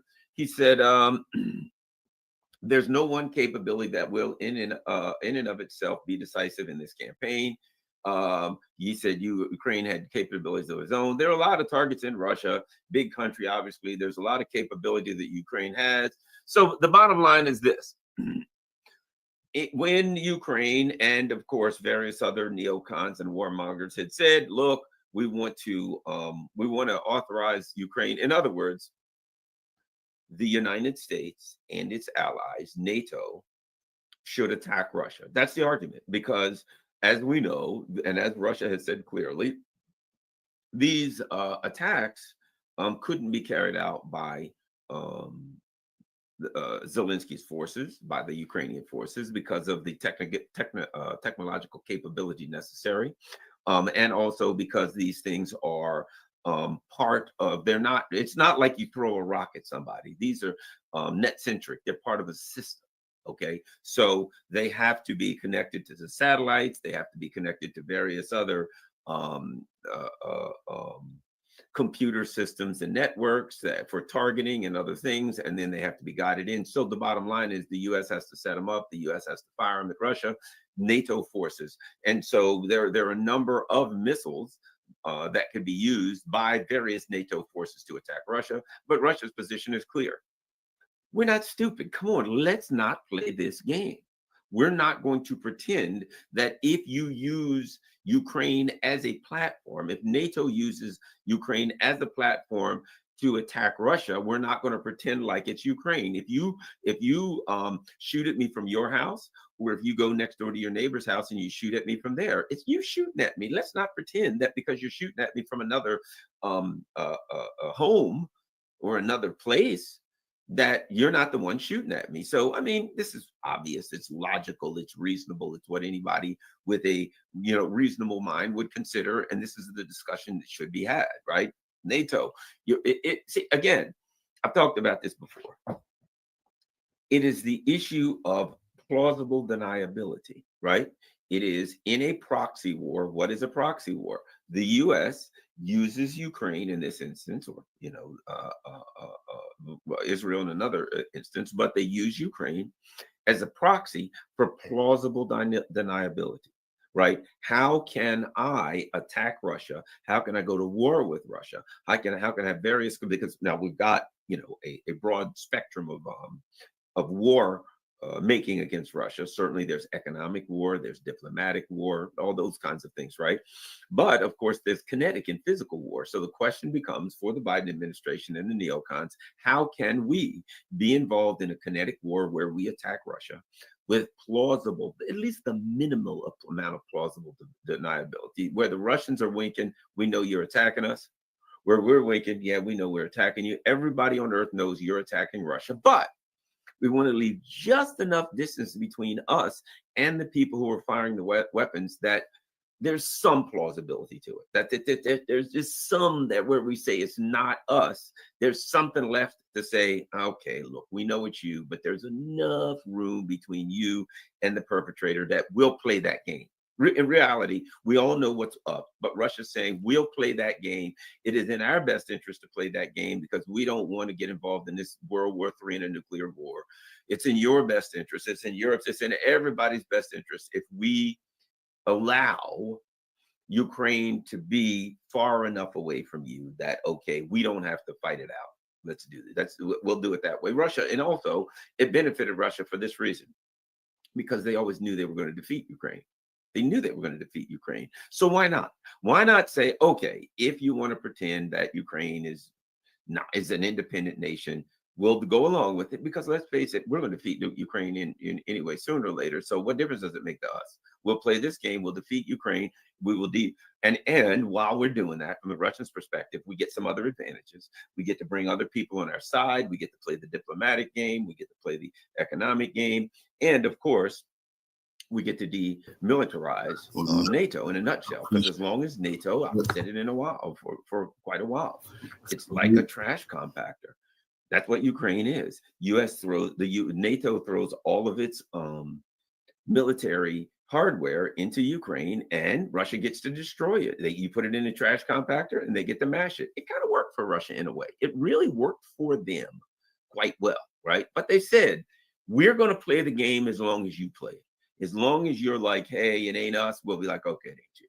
But we're going to tell you, if it gets to the point where we're like looking at you, where you're going to stand there and look us in the face and shoot at us and say it ain't me, yeah, we won't go that far, right? Okay.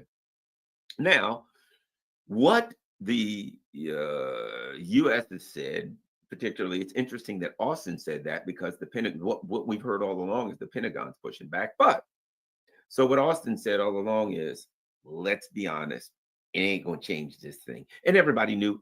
I mean, the neocons lie a lot, but everybody knew they were telling the truth there. Everybody knew that what they were saying is, look, even if we give you these missiles and you strike deep inside of Russia, they're still going to kick your ass. So why are we wasting our missiles? And why are we taking a chance of getting nuked?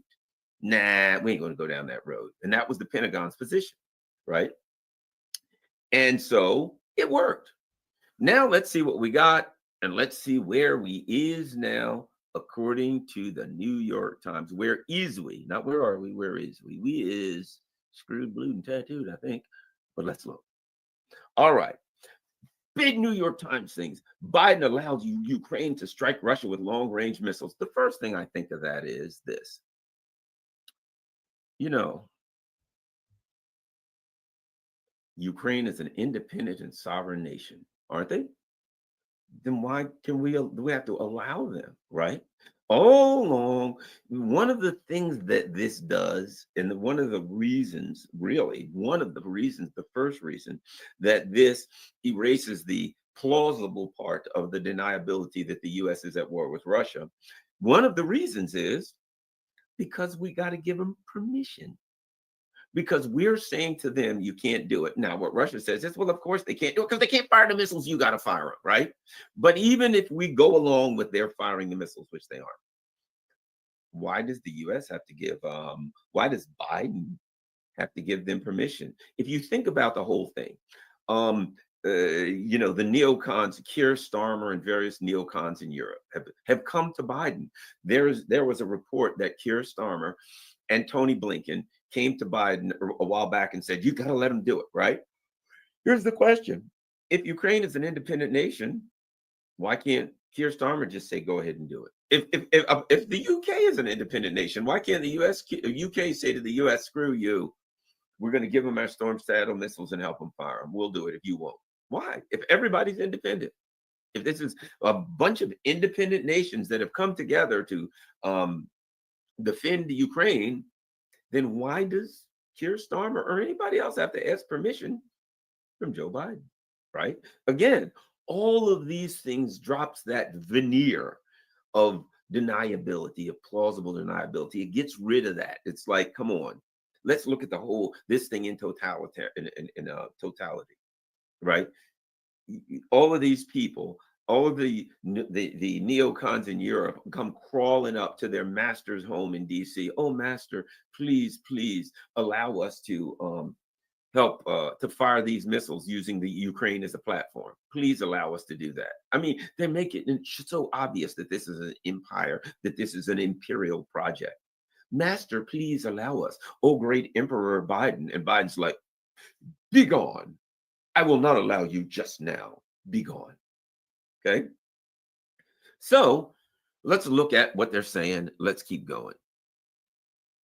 Oops. Sorry about that. Let's get back to what they're saying here. And let's look at, okay. 2 months left in office, which we shall discuss. The president, for the first time, authorized the Ukrainian military to use the system. The Ukrainian military can't use the system to help, quote, defend its forces in the Kursk region of Russia. And this is treason. Defend its forces. So it's purely defense, right? Let's go on. Okay, and it says the weapons are likely to be initially employed against Russian and North Korean troops, right? Well, first of all, now you understand something. Look, we all knew there wasn't North Korean troops in there. I mean, it was obvious. They're like North Koreans. At first, there was 500, and then it was 1,000, and then there was 10,000, and then I've seen 50,000. You know what I mean? Next thing you know, it'll be like 1 million. There'll be no North Korean troops left in North Korea. They're all in Russia fighting with Russians, right? But now we see the game. You're wondering, why the hell did they keep saying that North Korean troops are in Russia? Why? Number one. Number two, isn't Russia, they're not, but let's just, for the sake of argument, let's just say they were, right? Isn't Russia an independent and sovereign nation? Couldn't they, if they wanted to? Well, here's something I recall. I recall the United States and their intelligence operatives recruiting mercenaries from all over the world, right? There's been French, there's Polish, there's NATO personnel there getting killed. You remember when they hit the big hotel with the pizza joint in it, and all of these NATO people get killed? Every time you turn around, there's NATO officers crawling all over Ukraine, the Kursk region, you name it. So basically, once again, it gets back to the empire, right? The empire says, we can do whatever we want, and you can't. We can bring troops from anywhere. We can put our own troops in there and fight you. And then, so the U.S. says, we can put U.S. and NATO troops in Ukraine. They can die fighting the Russians, and then we can still say NATO's not fighting the Russians, and we're just there to help them with stuff. You know, we're helping them train or something, right? Now, again, I do not believe for 1 second that North Korean troops in there, but then they say, oh, Russia's putting North Korean troops in there. Unacceptable. Well, it's a war, and since when you're at war with somebody else, do you tell them what the rules are on the other side? But now we see all of those who looked at us and said, there ain't no damn North Korean troops. You see why? They had to make the argument if they wanted to consider attacking Russia. They needed an excuse. And of course, you notice that happened before the election. They didn't know if they'd lose or not. And they're like, crap, what's going on? Well, we better set something up. So if we lose, we got to be able to do something here. We got to be able to turn the chessboard over when we lose. Let's start with this North Korean troops thing. And then if we lose, then we can go along and say that we had to do it because the Russians brought in the North Koreans. What else are we going to do, right? Remember what they said. This ain't going to change nothing. It will not alter anything. Biden should be arrested. But now, generals do it. Arrested. Now, I also say this. Against the vote. What's interesting is if you look at the first two paragraphs, let's look at the first things that come out of their mouths can be telling. The first paragraph says they've done it. They start the first couple paragraphs. The second paragraph, so they said he've done it, but then they say it's against North Korean troops. Well, that's a tell. That tells you that the whole North Korean troop bull crap was a setup so that if they lost, they would have an excuse to move, to do what they wanted to do and turn over the chessboard, right?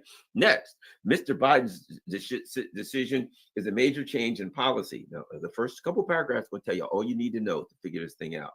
Listen to this. No, I appreciate the choice divided his advisors. So we know there's a lot of people saying don't do this. We're all going to die in a nuclear war. And to which Biden would probably say, yeah, that's kind of the idea, guys. You know, we lost. We got to start a nuclear war and kill everybody because, hey, what other options do we have, right? And his shift comes 2 months before President-elect Donald Trump takes office, having vowed to limit further support for Ukraine, right?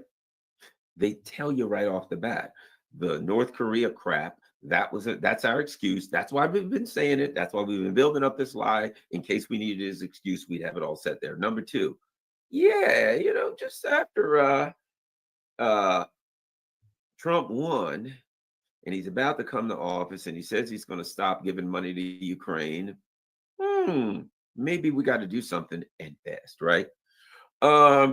It said this came in response to Russia's surprise decision to bring North Korean troops into the fight. So that's what he said. North Korean troops are in the fight, which we don't believe, number one.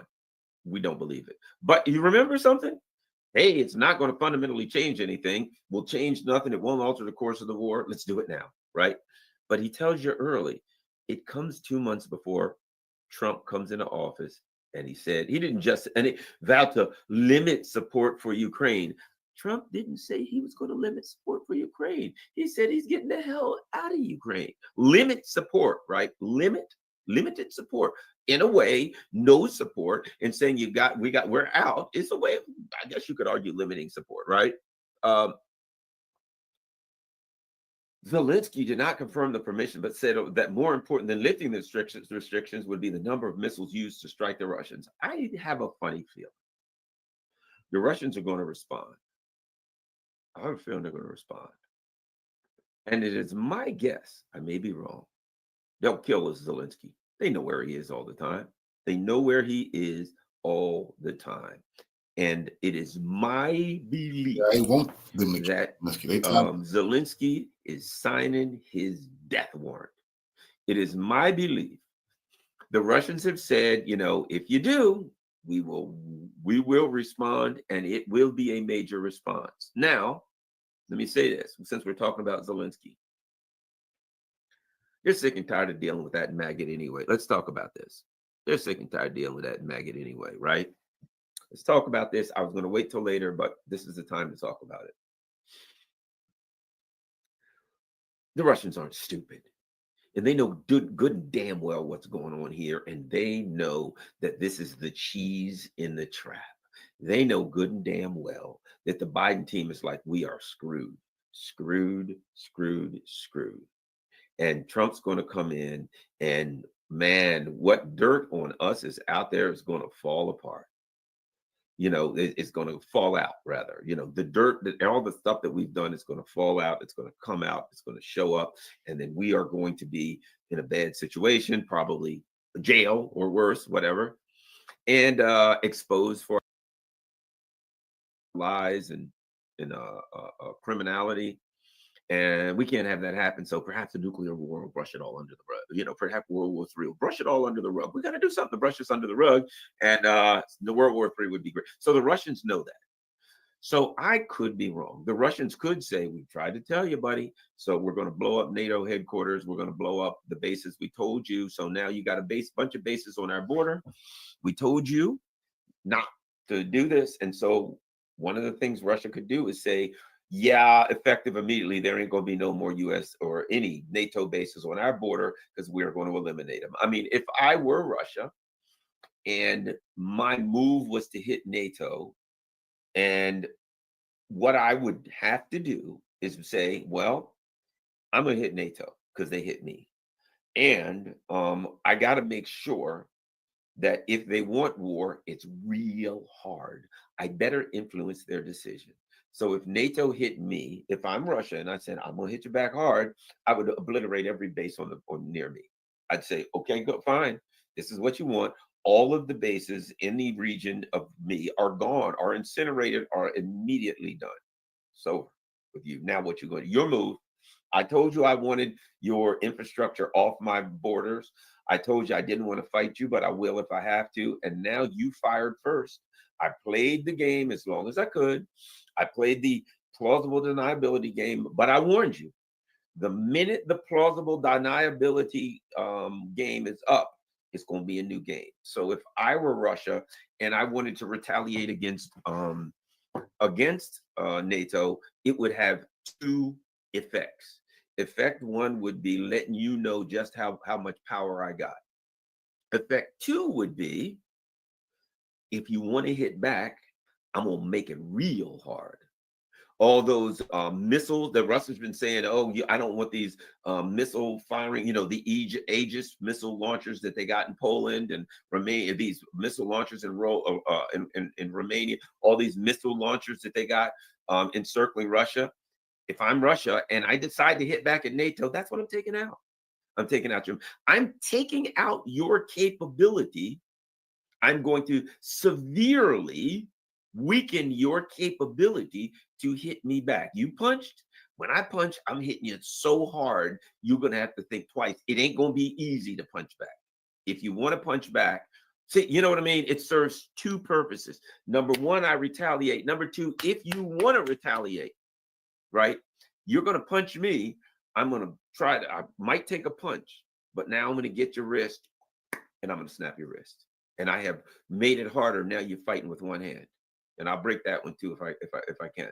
So now I'm going to take away your ability to counterattack, right? Boom. So if I'm Russia, I might just trash all of their bases. I'm definitely going to trash all of those missile launchers. They're gone. They're done. I wouldn't want to be a soldier anywhere near them because you're going to get vaporized. If I'm Russia and my choice is to attack NATO, now I think there is a wiser choice that Russia could do. And I suspect this may be the choice. A decapitation strike against Ukraine, right? If I'm Russia, I could say, you know what? This Zelensky's and Budanov's and all of these sons of bitches have been getting on my nerves for a long time. And I have suffered the effrontery for them to exist long enough. This guy's getting on my nerves. I did everything I can. I talked to him. I said, we'll talk to you. I said, we'll do whatever we want, but no, nothing from you but trouble. And I also know that this is a desperation move by the Biden administration to try to draw me into World War III so they can, either go out in a blaze of glory or they can start World War III and leave Donald Trump with World War III on his hands. So I already know they're up to no good. If I'm Garland, you put me in charge of Russia. What is my move?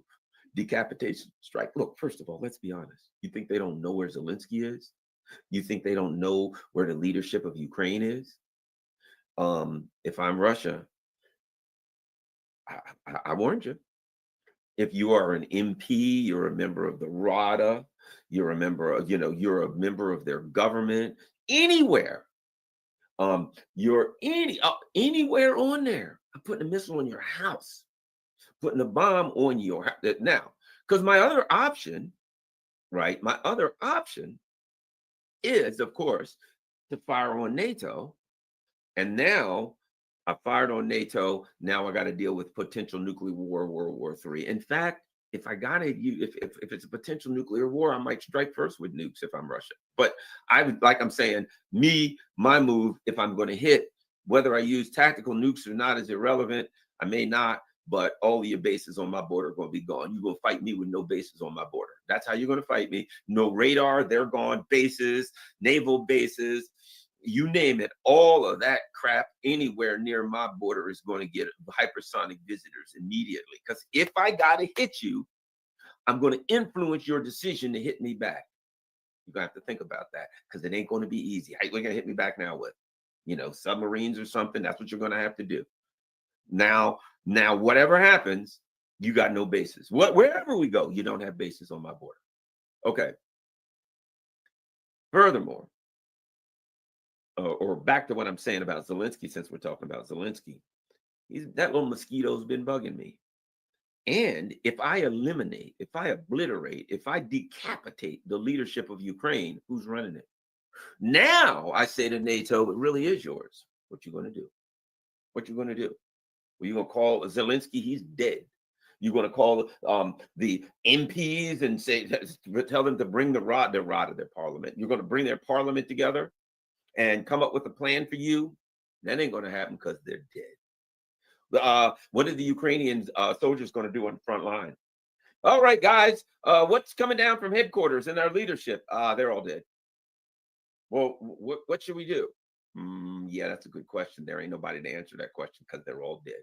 So I wouldn't be shocked if Vladimir Zelensky is signing his death warrant. I wouldn't be shocked. And look, you think the Russians can't kill him wherever he is? You think if he's not in Ukraine, if he ain't in Ukraine, that means he can never come back. He knows he can't come back. If he first of all, and let me add this. If Zelensky would say, go ahead, let's do this, and then leave Ukraine, and then a total decapitation strike by the Russians, total, complete, absolute decapitation strike by the Russians, right? Obliterate. And we're closing everything down. We're decapitating that. Oh, by the way, this is war now. You ain't going to have electricity anywhere in this country. There will be no electricity in this country. So we're going to decapitate the leadership, and we're going to shut the power down everywhere in this country once and for all. Right? I mean, that's the options Russia have. They can say, we're going to stomp this. We're going to, as my buddy's old football coach used to say, we're going to kill a gnat with a sledgehammer. And so I'm guessing that, and let me add this. You think Trump is going to lose any sleep? You think Trump and his crew are going to lose any sleep at all if Zelensky's dead? You think Trump's going to be, oh, darn, I'm going to get you now, Putin. You killed Zelensky. You're going to get it now. No, brother. In fact, Trump will probably pick up the phone. Hey, Vladimir, did you kill Zelensky? Yeah. High five, bro. Thank you for getting rid of that son of a bitch. He was getting on my last nerve. Be around in a month or two. We'll have a deal. Thank you, Jesus. You killed that bastard. I didn't know how to kill him myself. I wanted to kill him. I didn't know how to kill him. So, hey, good work. Look, tell you what, just lay low a little bit. Another month or two, we'll sit down and work this thing out. But nice to see that bastard, that comedian bastard, meet his maker. I don't think Trump will lose any sleep. I really do. I believe. And now let me add this. Let me add this. If I can think of this, if I can say to myself, if they do that, the Russians may likely, the first thing they may very well do is launch a decapitation strike and annihilate, obliterate, to use Trump's favorite word, the leadership of Ukraine, kill them all. Like that. They know where they are. They got spies all over. Come on, Ukraine is loaded with Russian spies from one end to the next. Let's be honest. From end to end, it's loaded with Russian spies. You think they don't know where the leadership of Ukraine is on any given day? They do. And if they start firing ATACMS into Russia, I think very shortly you will find out that they know. I still remember when the war, reading about the war. And one of the things that I read was when the war first started, Zelensky was horrified that the Russians were going to kill him. So he was hiding in a bunker, and he asked a former Israeli prime minister to talk to Putin and say, are you going to kill me? Apparently, the Israeli prime minister went to Putin and said, Putin, the Russians were like, we ain't killing him. And then he came out, yeah, they don't scare me. Ha, ha, ha. And he's a big, tough guy, right? Once he found out they weren't going to kill him. My point then, yeah, I think you messed up this time, bro. I think that you're done for if you do this, number one. And here's the other part of it. I don't think Biden's going to lose any sleep anyway. I think to some extent, the Biden people might have gained this out. I mean, come on. Who am I? Schmucky the clown? I am not some brilliant international geopolitical mind here. I'm just another putz on YouTube. How much brain power does it take to figure out that if Zelensky pisses off the Russians, they're going to kill him? I'm pretty sure that the people at the CIA headquarters and NSA and all of that they've all come to Biden and said, yo, look, some of them at least said, look, you know, if you do this, they got an option. What are the options? Well, number one, they could friggin' nuke us. Okay. They could blow up all our bases. Well, I hope that doesn't happen, but maybe it will, and we'll have World War III. Hooray. Probably pretty likely they'll kill Zelensky and everybody that's dear to him. His whole inner circle, they're dead. And that's when Biden went, tell me more. That mouthy bastard knows a whole lot. He knows way too much. And we're getting real close to the time when I won't be around to shut his stinking little mouth. He's a rat. He's a rat. And he's going to talk. And he's going to talk about the crypto. And he's going to talk about all the things that we told him, the underhanded, the lies, the cheating, the stealing, the money going to me and Hunter. He's going to talk about everything. We don't want him to talk about everything. So let's get back to that decapitation strike. Are you saying, dear little advisor, that you think that if we allow ATACMS to be used against the Russians, that they'll probably almost certainly launch a decapitation strike and turn Vladimir Zelensky into a flambe? Of course, his advisors are like, yeah, that's what we're saying there, President. Oh, yeah, well, you know, those damn North Koreans. Oh, my God, North Koreans are everywhere. We got to stop them little sons of bitches. Hey, let's move forward with that strike. Come on, North Korea doing bad things. We got to act on that immediately, if not sooner. Make your move, right? So I think that Joe Biden may be looking to resolve a problem, looking for the Russians to resolve a problem for him.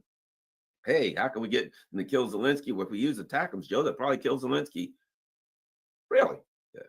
Okay, well, wouldn't want to use ATACMS to do that because we wouldn't want Zelensky to die now, would we? We wouldn't want the guy that knows all the dirt on us. And the guy who, as of January 20th, will have every motivation to talk. His ass will be on a line. And you know what? And Trump can say to him, look, if you talk, maybe we'll bring you here in exile. You can live in Florida somewhere, in a gated community next to Juan Guaido or something. So how's that sound? And then, let's just say, for the sake of argument, Matt Gaetz or whoever the hell is the attorney general, and he says, look, I got all the dirt on Biden. I got videotapes. I got audio tapes. I got, you name it. I got it. I got receipts. I got bank accounts. I got everything on Biden and his whole crew. They're filthy. And Trump says, okay, well, in that case, let's make a deal. You can come over here. You're good. Biden can't have that, can he? Can't allow Vladimir Zelensky to be in a position where he may benefit from the tremendous amount of knowledge that he has about criminality and corruption and about all the lies that were told to the American people. So I suspect that this is maybe one of the ways that a very desperate Joe Biden and Tony Blinken have decided that they can rid themselves once and for all of Vladimir Zelensky. So how now, what's interesting? It just shows how stupid Zelensky is. If I was Zelensky, I'd be trying to ride this thing out. Like the last 60 days, I'd just be trying to ride it out. I'd like say to the neo-Nazis, Heil and stuff like that. And I'd goose step around and pretend like I loved them. And then on the 19th of January, I'd say, probably a good idea if I go to DC. I'm going to need to talk to Trump and all of his people. So I'm going to head out. I'm going to be packing maybe a little extra stuff than I normally take because, I need somebody to water the plants, of course. There you go, Adolf, could you water the plants for me? Thanks. Great. But I'm going to be making my move to DC and I'll talk to Trump and I'll be back. And trust me, I'll be back soon. And I would get on that plane and that's the last they would ever see of my ass in Kiev.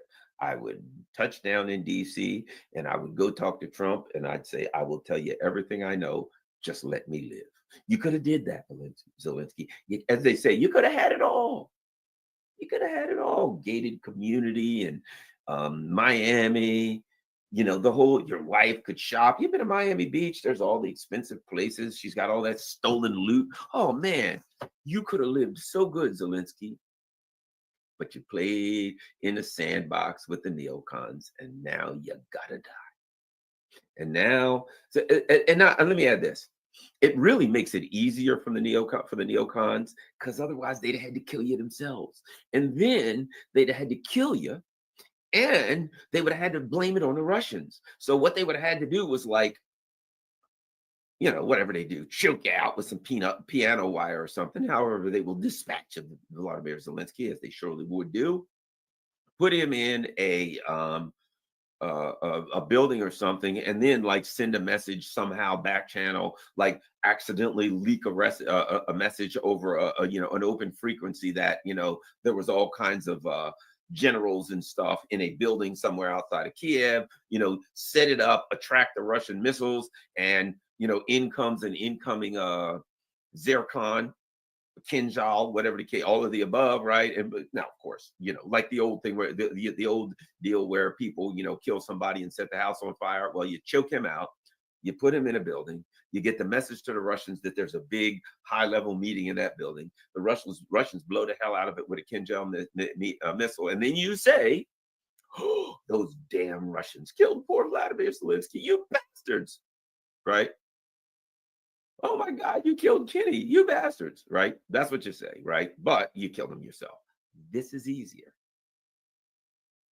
You do this, you hope the Russians kill him, and you walk away, right? But even if it turns into World War III and we all die, you still win. Let me explain. You're Joe Biden and neocons and Blinken, and Trump said coming in. And the potential is there for an investigation. Trust me when I tell you this, the Biden administration cannot survive an investigation. Can you imagine the amount of dirt? Do you remember Sam Bankman-Fried? Now think about this. There was this crypto company that started like somewhere between 9 and 20 days after Joe Biden won the election. A crypto company starts, crooked crypto company with like ways to get rid of money where nobody would know it. And then they start giving all this money to Ukraine when this whole conflict fires up. And Ukraine's buying crypto, invested in a crooked crypto company. And the people in the crypto are all like connected to Democrats and people in the Obama administration. Something's real rotten with old Sam Bankman-Fried's crypto company. And they set it up to take this crypto company, if you recall, they set this crypto company up to take donations from people who wanted to donate money to Ukraine. And it took in like $10 million in the first 30 or 60 days, right? And then nobody knows what happened after that. Nobody knows after that. What happened to the money, where it went, if there was more money, no record. Can you imagine if the people coming in the Trump administration say, let's start turning over some rocks? And in fact, let's go start bringing some people in that were involved in that crypto company and questioning them and telling them, you're going to go to jail if you lie, you better start talking. Can the Biden administration allow that to happen? Think about Tony Blinken, the 51 former intelligence officers who all said that, what's his name? That Hunter Biden's laptop was a Russian disinformation. You imagine if, I don't know, whoever, Kash Patel or whatever his name is, or if Matt Gaetz started looking into that, they'd all go to jail. They'd be under the jail for the rest of their lives 10 times over. It would be, I'll say what I've said about Russiagate. If there was an actual investigation into Russiagate, into deep state Five Eyes operation, it would be shocking to the American conscience. What happens if Matt Gaetz comes in and he says, I'm going to find out who Joseph Mifsud was? Who the hell is Joseph Mifsud? We're going to find out who he was, and we're going to put it out there in the news so everybody knows. Can you imagine that? Who is this guy? He is.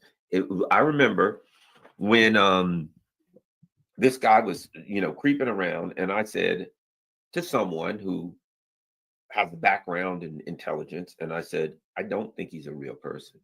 He is an operation. He is an invented person. And that person who, no, Garland, he's real. He's real. I said, I don't believe it. Mifsud ain't real. He is an invented cover. Nah, he's real. And he's disappeared, and they can't find him, and nobody knows what happens if they start looking into the Mueller report and the Durham report. These people allegedly talked to Mifsud. What happens if they look at it and they find out they didn't talk to Mifsud, because there is no Mifsud to talk to, and that these investigations into Trump were frauds? How can you put in an investigation that you talked to Joseph Mifsud and there's no such person as Joseph Mifsud? It's a cover, which means the whole thing was an operation. The Durham bullcrap was an operation. The Mueller, the whole Mueller thing was a crooked operation. What happens to Andrew Weissman, who ran the Mueller operation, if the Trump people start looking into it? They're everybody's going to jail. So the Biden administration is like, look, me, everybody around me, everybody who knows me, everybody who benefited, everybody who met me, everybody who's heard my name, we're all going to go to jail, guys, and we will be humiliated, and the world and the country will be shocked at the level of corruption in the Biden administration. I believe that with all my heart. In fact, I know it to be true. They'd rather die. They'd rather take a chance of World War III than that. Because let's not forget, this whole thing has been adjudicated, shall we say, in the court of public opinion, right? This thing has been adjudicated. Donald Trump, okay, this for a while, ran. And what did Trump say? If you elect me, I am out. I am done. I am finished with that. Now, there are many of us who say, yeah, but this whole Israel thing, this is the most unthinkable crime known to humanity. And that's why I couldn't vote for Trump. Couldn't support Trump. I can understand people who did. Okay. I couldn't, because of, I couldn't support any of these bastards because of what's happening in the Middle East. This horrible thing to Gaza. But notwithstanding that, Joe Biden and crew said Donald Trump is a Russian bot, and he's got Russian bots all around him, and they must be stopped. We got to support Ukraine. They're not going to support Ukraine. I mean, this was a central discussion. The Trump administration is going to let Putin run all over everything, right? And what did Trump say? If you elect me, I'm getting the hell out. Now, whether he could or not, that's a different discussion. But my point is, the narrative clearly in the media was this: if you elect Biden, his surrogate, Hillary's surrogate, they will continue with this crap in Ukraine. If you elect Trump, we don't know that Trump can end it, but Trump's position was, right, for the sake of this case that's being adjudicated in the public sphere by the voters, for the sake of this, we had two sides. One side saying we must continue with the same mentality that we have. We must continue with on the same path when it comes to Ukraine. That's the defendant. And the plaintiff said, if you elect me, I'm getting the hell out. I'm done with this Ukraine stuff. It's terrible. It's dangerous. We could have World War III. We're out of here. The public voted overwhelmingly. There was no mystery to the public. They knew what they were getting, and they made a decision. The decision that the public made, the American people, right? Not white people, not women, not black people, not any gender or number of genders thereof. There was a, what would you call it? A varied group of, races and sexes and ages and all that you could think of that makes America, all came together and said, we want out. That was the vote. That was a part of it. There was a number of things you were voting for and voting against, but a big part of it is, do you want to stay with this Ukraine thing, or do you want out? Trump said, I want out. Harris said, I want to in. And they overwhelmingly voted to get out. This has been adjudicated, and the people of America have spoken. You can't even now say it was a Republican. This is a right wing. No. Overall, the people of America spoke. We want out. We're done with this. Trump won. His argument won. So what the Biden administration now is saying, yes, we understand America spoke. They won out, but they can't have it. You know, in a way, the Biden administration demonstrated why they shouldn't have won. They again demonstrated to the United States, they demonstrated to the people they can't stand them. What happened as soon as they lost? Hey, you lost. All those damn black people and Latinos that voted for Trump or stayed home, a bunch of white supremacists, all of them. Now, brown and black people are white supremacists. As odd as that may seem to them, they're probably shocked. They're probably surprised. I, for one, since I didn't vote for Kamala, I guess I fall into the category of white supremacy, which I find it quite shocking and alarming, to be quite frank. But what the hell? If I'm a white supremacist in the eyes of the brainwashed cult that is the Democratic Party, so be it, right? But my point is this: it's done. The people have spoken, and what Biden is saying is no. The answer was always no. We don't care. You know what it reminds me of? If you study Abraham Lincoln in his election of 1864. In that election, prior to the election, things was not looking good for the Union. They were losing battles. Things had been going bad for some time, right? And so they were like, well, who are we going to elect? And, you know, we can't even run Abe Lincoln, because if we run him, he'll surely lose. And who else will we run? You know, you heard the same thing with General, what's his name? You know, if chosen, I will not run, or whatever. If elected, I will not serve. That, okay. They're talking, well, how are we going to replace Abe Lincoln? Because we're losing all these battles and people went out. We got to end the war. So, you know, Lincoln said he knew what was going to happen, that they were going to cut a deal with the South if he lost. And so he said, so here's what I'm going to do. Now, back then, interestingly enough, you were elected in November, but you didn't take office till March. So they had, what's that? November, December, January, February, March. They had an additional 5 months, right? So what Abe Lincoln said was, if I lose, I'm going to call my generals together and I'm going to say, all hands on deck. Every man you got, bring your entire army once and for all. We're going to march on Richmond. It's going to be a hell of a clash, but we're going to get this thing done once and for all. So Abraham Lincoln had actually planned that if he lost, he was going to bring in all his troops and he was going to march on Richmond, because he said, we got to keep the Union together and we got to keep this country together. And I'm not going to allow these bastards to win and to negotiate away the South. And now we don't have, we don't have a unified country. Not going to happen. So he had planned, if he lost, he had a plan he was going to do, right? Similar kind of thing. Well, might I add, a year or so before the war ended, there was a turn of events on the battlefield. The Union started winning a lot of battles. Things turned around. He won, and the rest is history, right? But which is interesting to talk about the history about the attempted murder of, the assassination of Abraham Lincoln, which for some reason our government put forward like it was a single madman, when in fact it was actually attempted coup of the entire Lincoln administration. In fact, 5 people were hung, including a woman, as part of this coup attempt that many argue was run out of Toronto, believe it or not. But at any rate, let's keep going, or Montreal, whatever the case may be. But so which means there was the South, there was European help, but I don't want to get sidetracked. So let's keep going. So I think we're seeing something similar, where the Biden team said, look, if in fact Trump wins, the people have spoken. And, we don't give a damn about the people. And the people have said, we want this war over. Well, that makes it even worse, doesn't it? Because it's one thing if just Trump wants it over and the people say, we don't really want it over, let's keep fighting. But when Trump says, I want out of here, and the people make it clear, yeah, Trump, we're voting you in, we want out of here, do what we voted you to do, and we'll go from there, right? Well, they can't have that.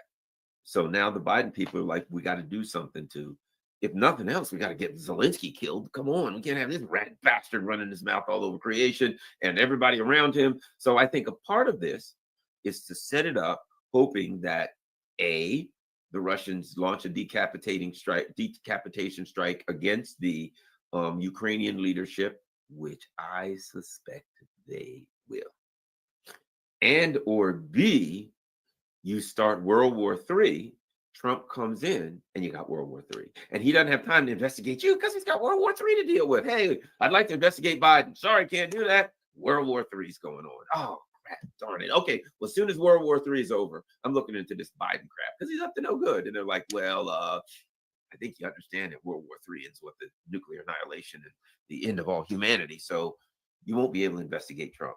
Investigate Biden. And what does Biden care? He's got one foot in the grave and the other on a freaking patch of ice anyway. He's on the way out of here. And the rest of them are like, well, if they find out what we did, we'll probably all get hung for treason. So what the hell? We're going to die one way or the other. The question is, how much wisdom does the Russians have? I think Russians have the wisdom to know their options are, number one, option one, retaliate against NATO. And they can retaliate against NATO by taking out all the NATO bases kinetically. I just say, well, we're going to retaliate against NATO. Europe, yeah, you've been enjoying, man, you get a lot of oil from us, don't you? Yeah. Gas too, don't you? Yeah, you get no more. Effective immediately, I shut it off. NATO's a battle with me. Think about this. One of the fundamentals of war is that you don't do business with the enemy. Once you are at war, I mean, I could argue that it happened during the Civil War, whether you know it or not. In New York, these super rich people who made all kinds of stuff, clothing and uniforms, were shipping them to both sides. The oligarchical scum in New York was still making money off both sides, right? You can say that in 1943, George Bush's, I believe it was his father and another guy, a Democrat, I forgot his name. Anyway, they had a bank. They were still financing the Nazis in the middle of the war. They're financing the Nazis. FDR had to shut it down. So it's business done by low-life, scummy oligarchs with the enemy, sure, but it's underground. It's not really supposed to be happening, right? So I'm just saying, at that point, if I'm the Russians, I got 2 months, and I know they're desperate, and I know they want to bait me in so they can have World War III, and they can stop, they can do, that screw with BRICS. Then a lot of things they can do if they get World War III going on, right? And let's face it, the truth is, the U.S. wants to obliterate Europe. They're a little too mouthy for their own good. They won't listen. And they're ready to vote other people in. So why wait around until somebody comes in Germany and might start looking at the Nord Stream 2? Wouldn't you rather have Germany flat, black, and crispy and all nuked? Wouldn't you much rather have that than they start looking at the Nord Stream, and next thing you know, somebody saying, hey, Biden, for God's sake, you blew up Nord Stream. And Olaf Scholz knew it. He gets home. And Lena Baerbock knew it. Rope around her filthy little sticking neck, pencil neck. All of the leadership, if it's found out that they attacked, that they were knowledgeable of that attack, which they were, it could cost them their lives, or at least the rest of their life in a dungeon, right? So my point being this, the Biden and the neocons in Europe are in a bad way, and they may view the alternative of World War III and nuclear war as an option, as opposed to a rope around their filthy little pencil necks and have the, shall we say, the chair yanked out from under them. So I think this is a game, but again, I don't think the Russians are that stupid. I don't think the Russians are stupid at all. But I think the Russians know we're going to do what we're going to do. Now, the other option is the Russians just say, screw it, we're going to act in the way we're going to act. But I think the Russians, everybody knows that the American people have spoken on November 5th. If nothing else, if you don't take anything else out of it, you know that there were competing arguments in Ukraine, and they decisively voted for the one who said, I want the hell out. That's an answer. Let's keep looking at this a bit more before we go. Just a little bit more. And look at it.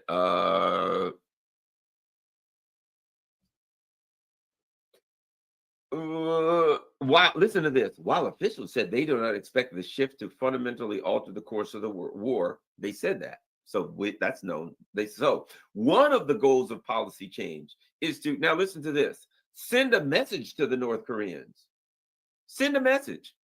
What are you going to do? Well, this could be extinction for all humankind. Fair enough. this could be a thermonuclear war and every human being could die.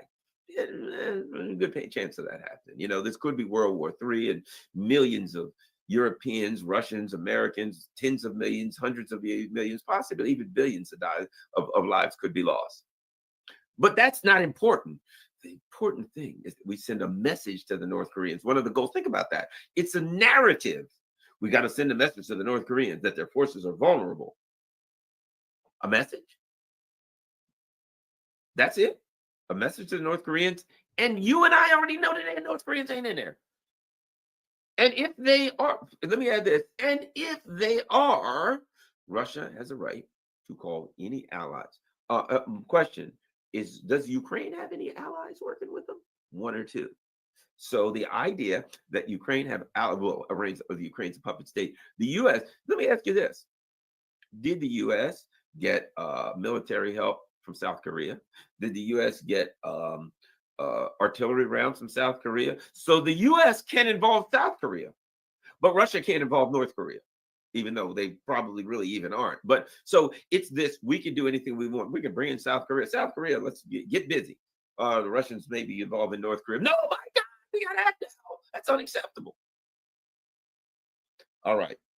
Some U.S. officials said they feared that Ukraine's use of the missiles could prompt President Putin to retaliate with force against the United States and its coalition. So they acknowledge that it's possible. Look, this could start a war, and we're already at war in the Middle East, and this could start another war. Other officials said those fears were overblown. Now think about this. The term overblown doesn't mean they're not real fears.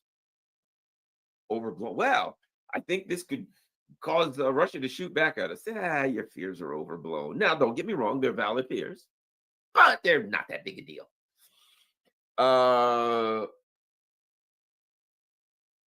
Let's see. Let's see what we got. Some Pentagon officials opposed because we have limited supplies.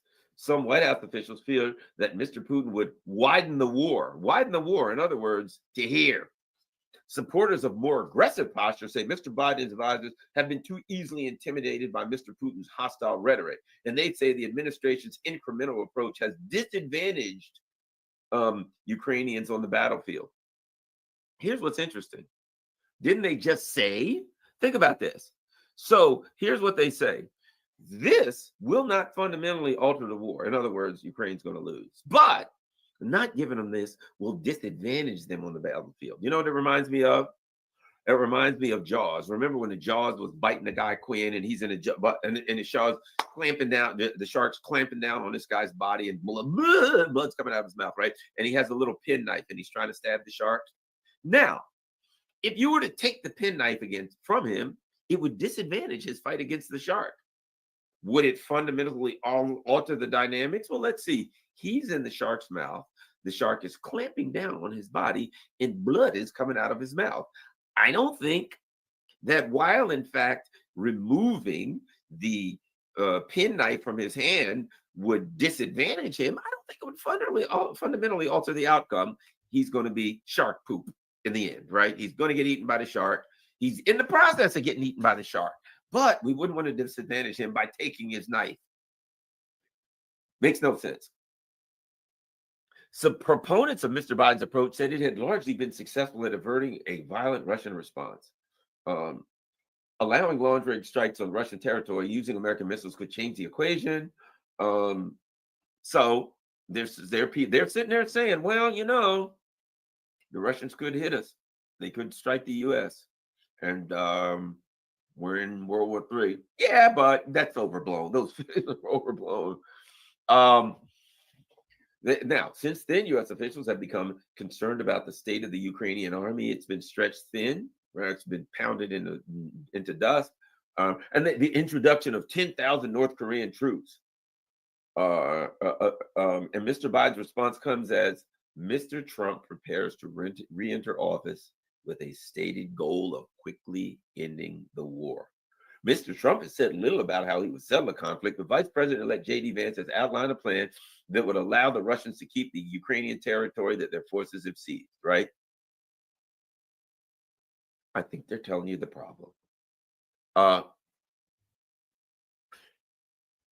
Let's see.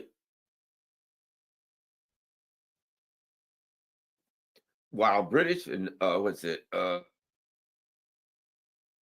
So we got some Michael Turner. So we got, let's see. Zelensky has sought permission from the Ukrainians. Okay.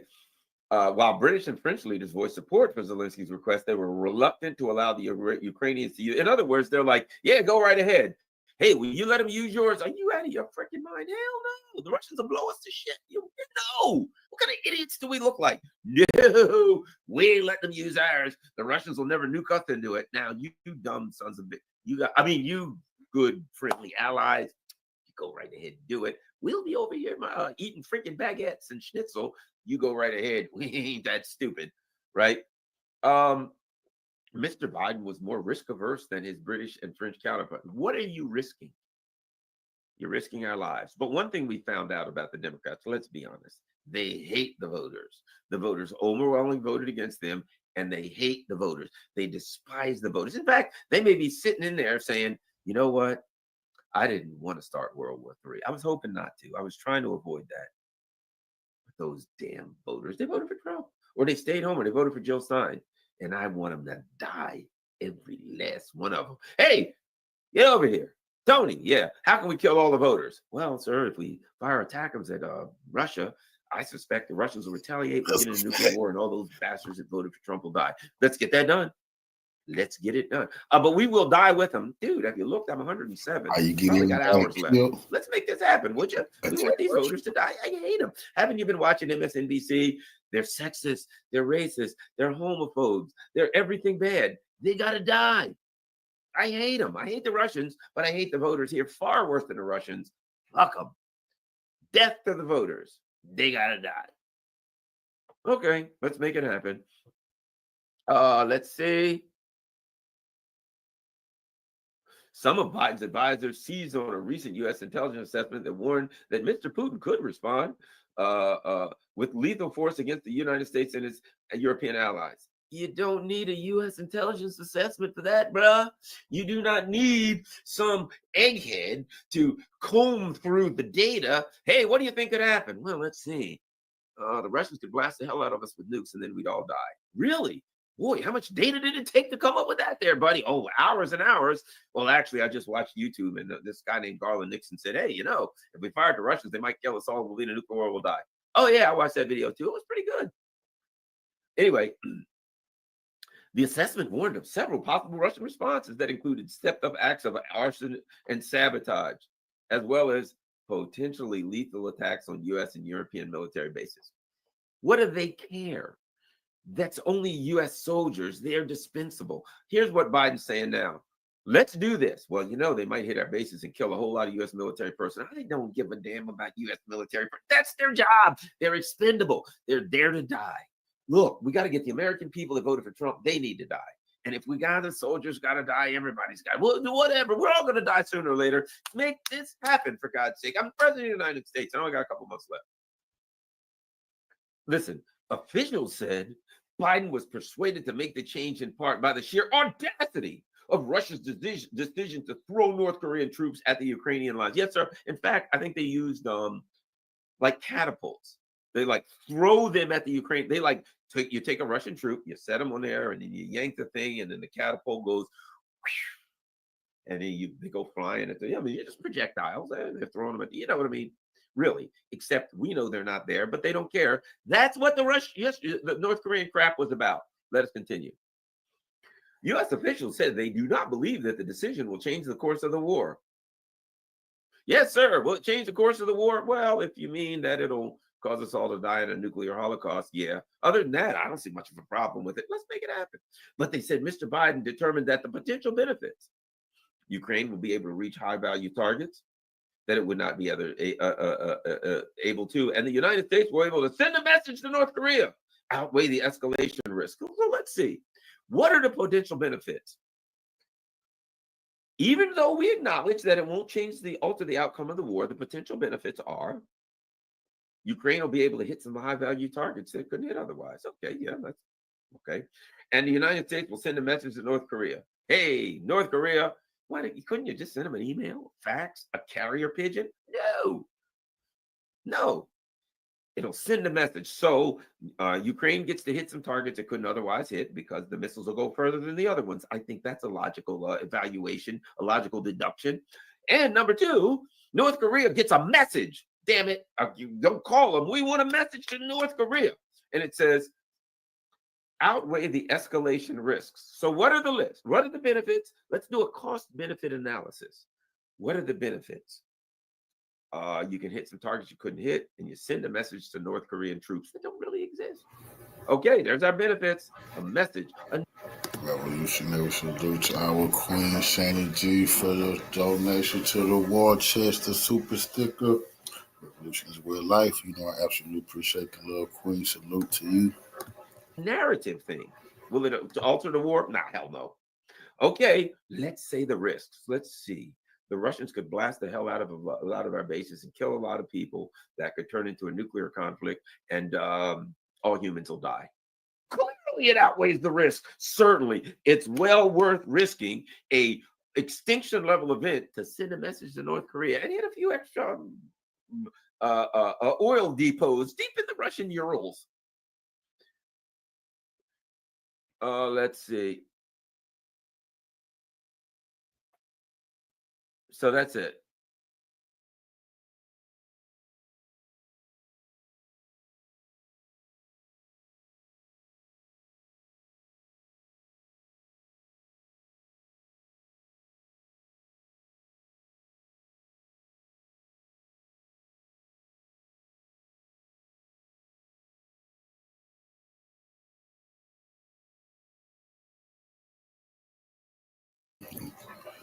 Appreciate your love, Queen. Now, while they is talking tough, Joe Biden on the news, the civilians woke up and they are recording missiles unstopped flying around. This is how the Odessa residents enjoyed their morning coffee today. They were surprised by the missiles flying in the map of the latest Russian airstrikes towards Ukrainian cities, aimed at military targets or energy infrastructure. This could look like this could be Germany or Britain or France. Images of the start of the massive attack on the morning of November 17, 2024, were posted on local social media, and Odessa residents counted at least 5 sea-launched Caliber cruise missiles, reportedly seen flying over the region during the missile flight, which hit all of their targets. Some say this is one of the largest so far using Tu-160, Tu-95 bombers and MiG-31K fighter jet. The composition of the attack with Iskander, Kinzhal and Caliber missiles, among others, has been launched including kamikaze drones, part of a barrage of 120 missiles and 90 drones towards the targets of the Kiev regime, as winter begins.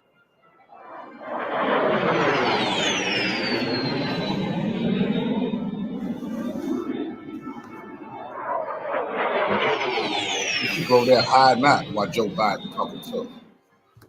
According to Ukrainian sources, the affected regions include Rivne, Poltava, Zaporozhye, Dnipropetrovsk, Kryvyi Rog, Kyiv, Odessa and Vinnytsia.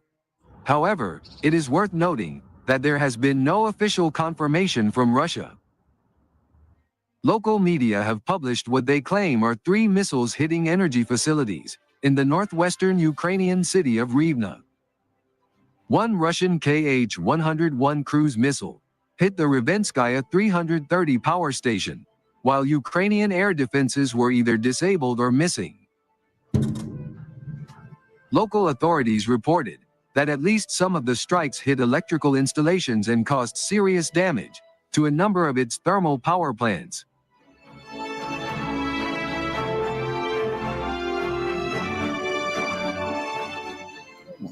Meanwhile, Ukrainian officials in Odessa were quick to report the Sunday morning explosions there, releasing images of the damage. 2 people were killed and a 17-year-old was injured in the strikes, and many areas in the region are without electricity, water and heating. Odessa is in a very difficult energy situation after the morning strike. Hospitals and boiler houses have switched to generators, but some boiler houses are not working because there are not enough generators for them. This issue is currently being resolved with electricians, Mayor Truhanov said. In the Odessa City Council itself, judging by the video published by the mayor, the chandeliers are on and tablets are working.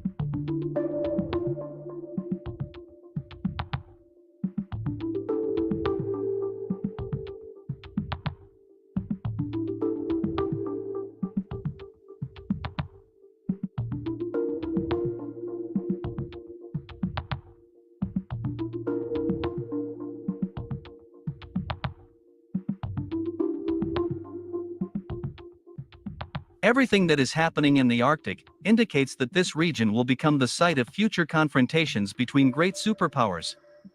Even optimistic analysts admit that after Ukraine, the Arctic will become the main place of confrontation between the West and the East. They are confident that events will develop in this region that can provoke the beginning of a global war and the destruction of all mankind.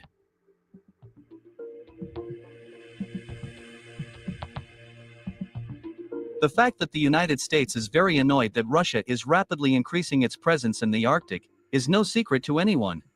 The fact is that many in Washington are concerned about the fact that Russia has already begun to use the Arctic as one of the powerful levers in the confrontation with the West.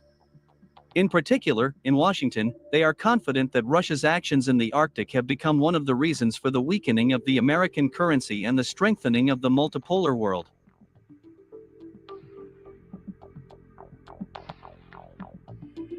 For example, after Yemen's Houthis blocked Red Sea shipping lane for all Western vessels, almost all world transport companies turned to Russia for permission to use the Northern Sea route.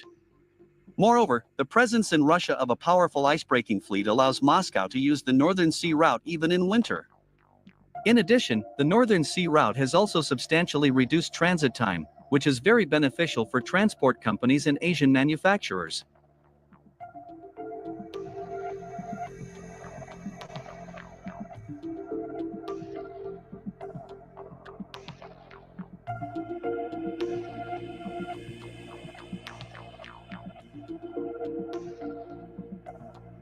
The United States is very concerned about the fact that due to instability in the Middle East, and in particular in the Suez Canal, as well as due to the activity of pirates in the Horn of Africa and traffic problems in the Strait of Malacca, the Northern Sea route has become almost the most important lever that effectively serves both Moscow's geopolitical and economic goals.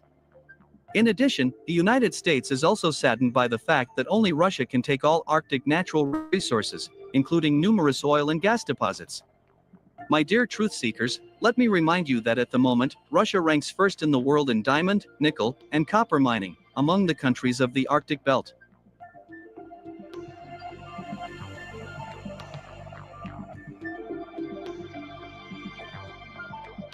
Against this backdrop, in the summer of 2024, the U.S. Department of Defense released its new Arctic strategy. A document published by the Pentagon states that Washington considers the Arctic as a region of strategic confrontation. According to the new Arctic strategy, the United States, along with NATO countries, intends to conduct regular military exercises in Arctic region.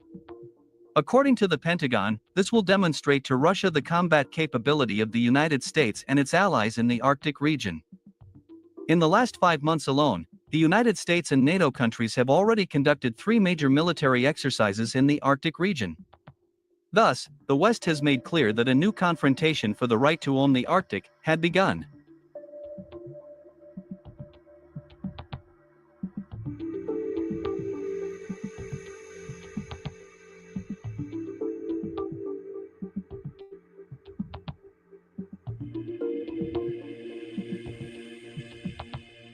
Moscow's response to the actions of the West was not long in coming.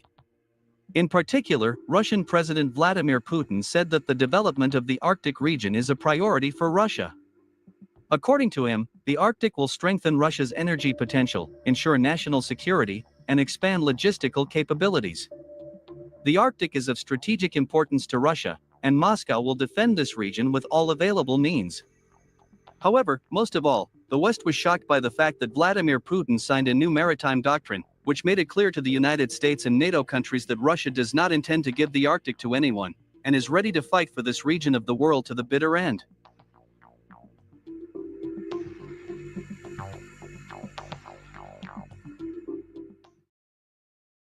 According to the new Russia's maritime doctrine, one of the priorities of the national maritime policy in the Arctic will be the control of the naval activities of foreign states in the waters of the Northern Sea Route.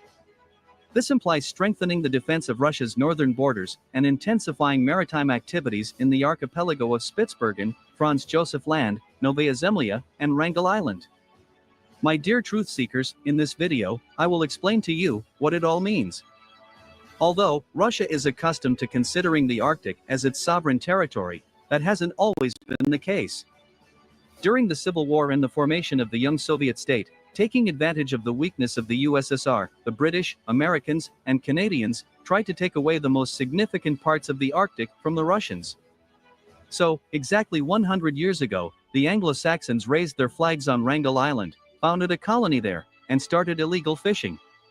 Only by 1924, a Soviet expedition was sent to Wrangel Island, which arrested the Anglo-Saxons, pulled down their flags, and raised the flag of the USSR, which made it clear to the whole world that these lands belonged to the Russians. The Americans, British, and Canadians, grinding their teeth, were forced to admit defeat and had to retreat. It may seem symbolic, but a few days ago, Russian servicemen established the state and Andreevsky flags on the highest mountain of Wrangel Island. No one can dispute Russian sovereignty over these islands in the Arctic, but in order for this situation to continue in the future, Moscow needs to regularly demonstrate in the Arctic not only a flag, but also strength. And this is exactly what was recorded in the new Russia's maritime doctrine. In the new maritime doctrine, without any antics, the following provision is fixed. The main threat to Russia's security is the activities of the United States and NATO. And the Northern Sea Route is a vital national transport communication. Spitsbergen Island, Franz Josef Land, Novaya Zemlya, and Wrangel Island have long been places of deployment of the Russian military, year-round military bases, airports, air defense, and missile defense systems. The new maritime doctrine opens the way for Russia to intensify maritime activities on these Arctic islands. Consequently, the capabilities of Russians in the Arctic will be significantly expanded. Meanwhile, the capabilities of Russia's rivals are already cut to the limit in the Arctic. A few months ago, in one of my videos, I already told you that the Russian Ministry of Defense is introducing a de facto prohibitive regime for foreign warships in the Arctic, thereby eliminating one of the gaps in Russian legislation.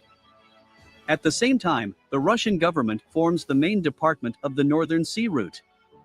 In fact, the Russian authorities revived the same department that functioned under Stalin, which had the same name and a wide range of powers.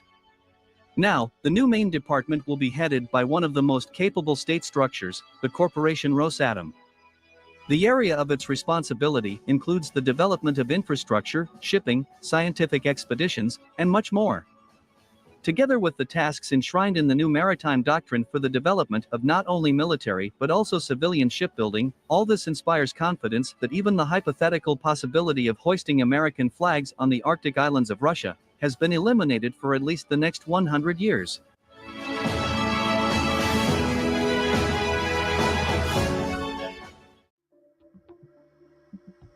Thus, it is safe to say that this far-sighted action by Vladimir Putin has secured this strategically important region of the world for many decades to come.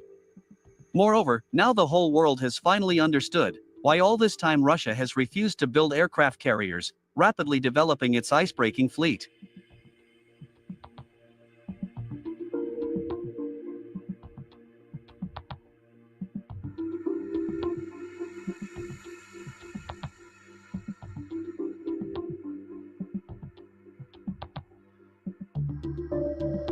Russia is the world's only country that has a nuclear icebreaker fleet.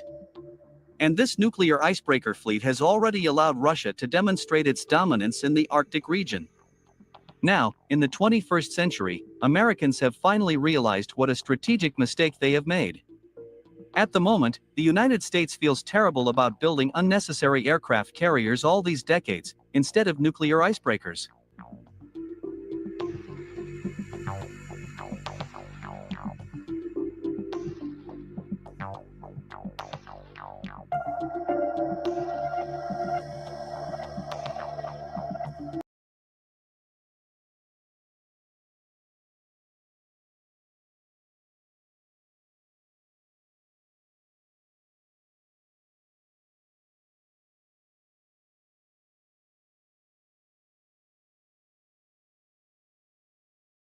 This week, as it has been.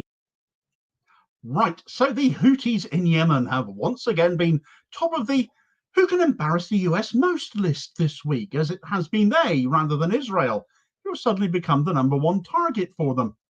When you rock up on the doorstep of Yemen, it seems, and still conduct yourself like a big I am, throw your weight around a bit in the Red Sea, which has become a gauntlet, frankly, for pro-Israel shipping, you deserve what you get from the Ansar Allah forces of the Houthis, as they should more accurately be called.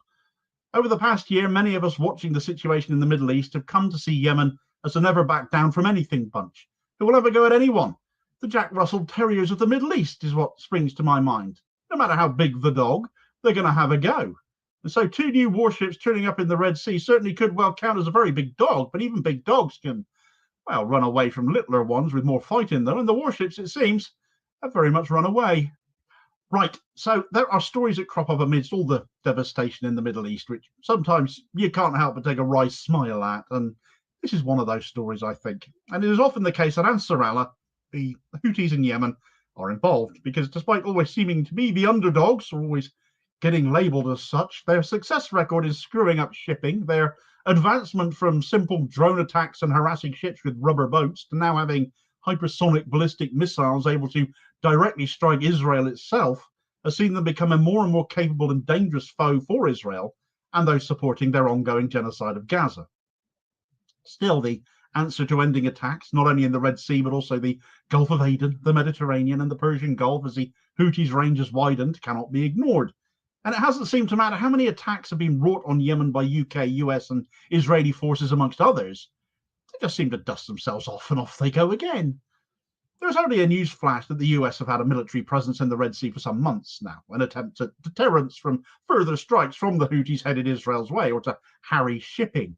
But it's only had mixed success. Much ordnance still getting through. The Houthis succeeded in a strike on Israel's almost completely rendered useless southern port of Eilat just yesterday, and strikes with numerous hypersonic ballistic missiles having reached Israeli territory, seemingly untroubled along the way by any US ordnance or warships positioned to try and stave off these strikes.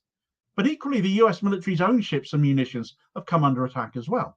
12 MQ-9 Reaper drones at $30 million apiece are now junk, courtesy of Houthi strikes. And there was even a story back in June where it was thought for a moment that they'd even managed to sink a US aircraft carrier, the USS Eisenhower. And it is to those US warships we have to have a look, because where they've been stationed to see off Houthi strikes, or just positioned more generally across the Middle East right now, the Houthis have seemingly looked at them and decided that these ships have had the affront and temerity to sit on their doorstep for long enough, posture in their waters for long enough, so this month they're going to become their #1 target. So what does Houthi targeting of US warships look like then, Damo? Well, in just the last 5 days, things have really got ramped up. Things have really got serious, with 4 vessels having reportedly come in for the treatment.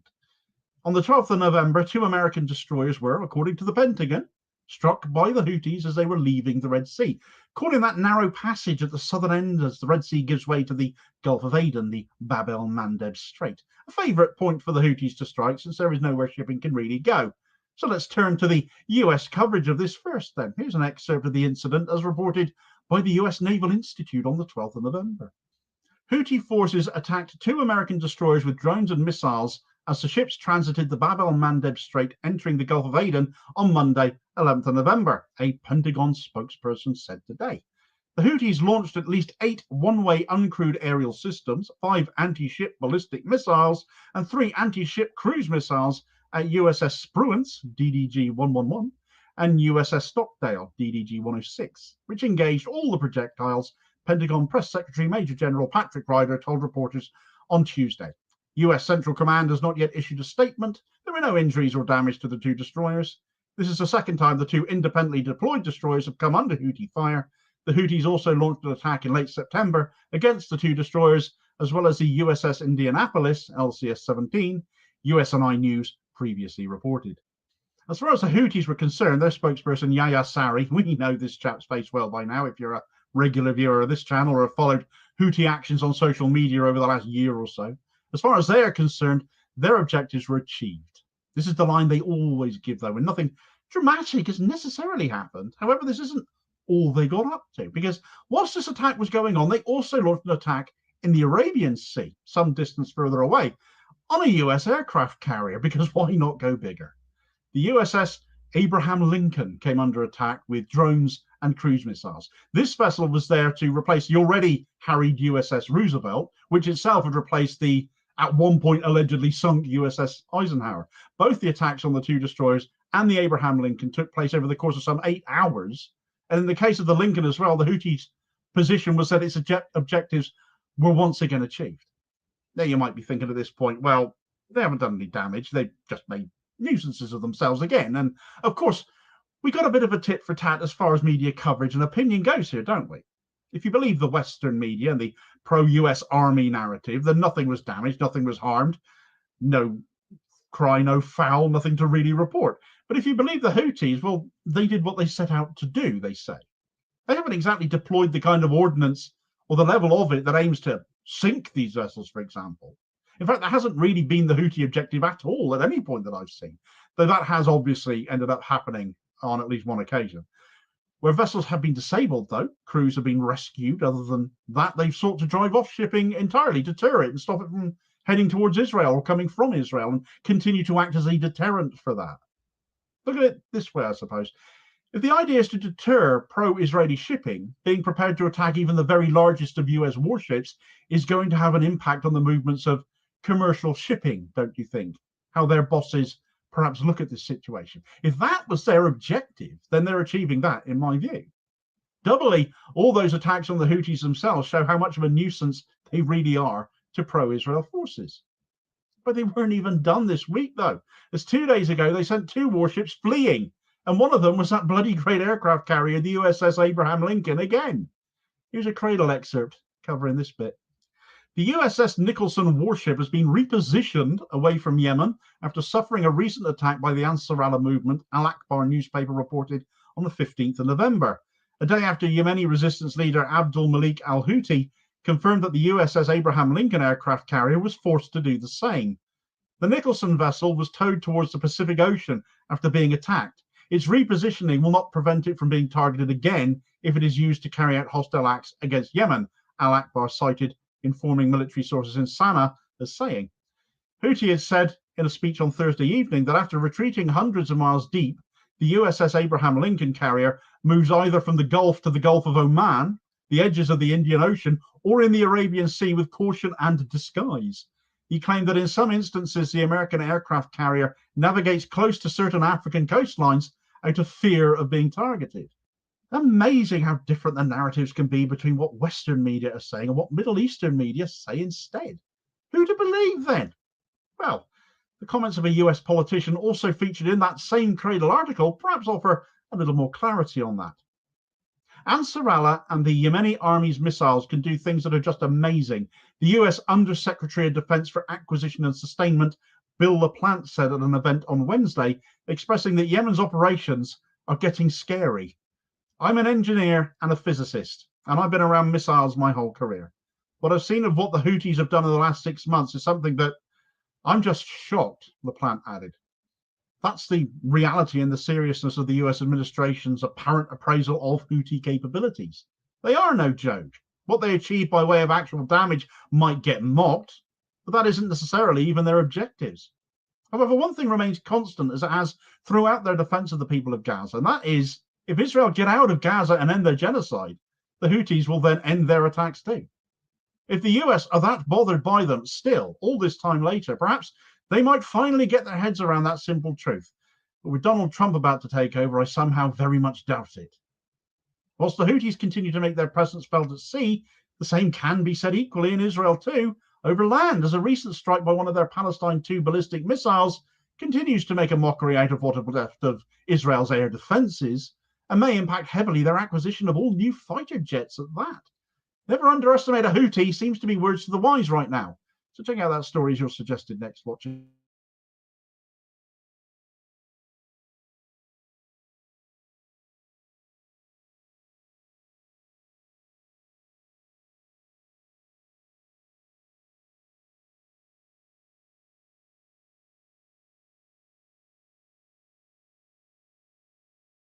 One of the most severe combinations of external threats in modern history. Direct Israeli airstrikes on its military infrastructure, unrelenting economic sanctions from the West, cyber attacks, and the constant threat of regional conflict. Yet Iran endures, but this is nothing new. From ancient times to today, Iran remains unbroken, weathering pressures that would crumble many nations. Iran is fortified not only by its modern defenses, but by layers of historical, cultural, and ideological resilience. It's a nation that, despite continuous external pressure, refuses to yield or conform. But to fully understand why Iran resists so effectively,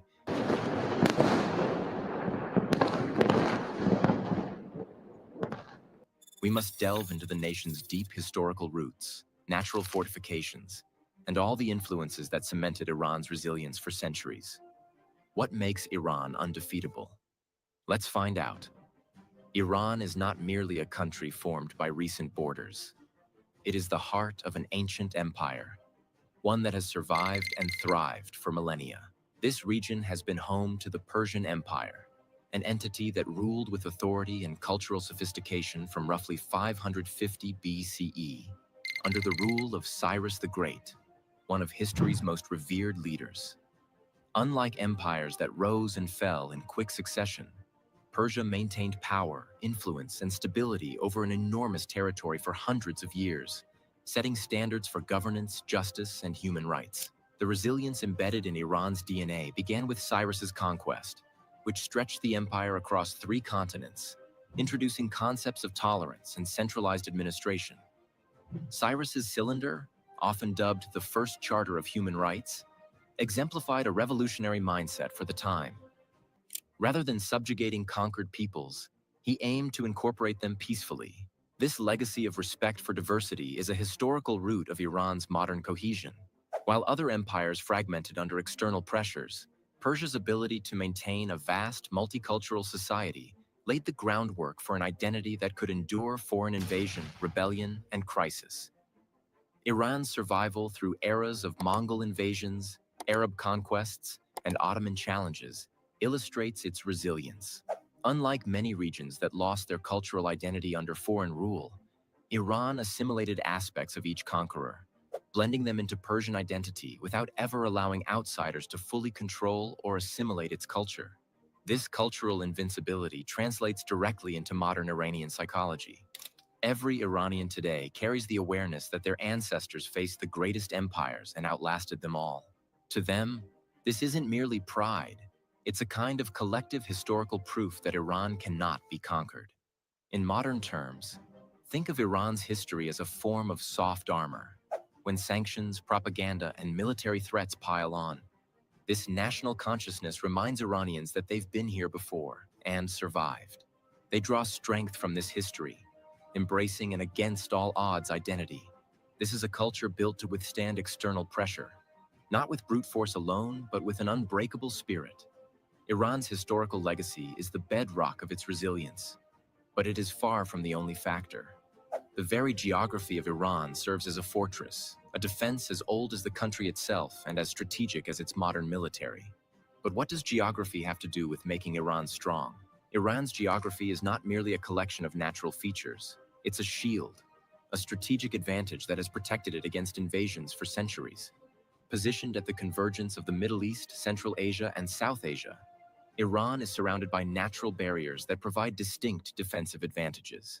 The Zagros Mountains run through western Iran like a spine, forming a natural fortress between Iran and its neighbors, particularly Iraq. The Alborz Mountains guard the northern front along the Caspian Sea, shielding it from potential threats from the north. These ranges aren't just rugged, they are among the most challenging terrains in the region, forcing any invading force into narrow, winding paths where Iranian forces have historically held the advantage. These mountain ranges alone have been instrumental in Iran's defense against numerous invasions. For instance, during the 1980s Iran-Iraq War, the Zagros Mountains proved essential in thwarting Saddam Hussein's attempts to invade.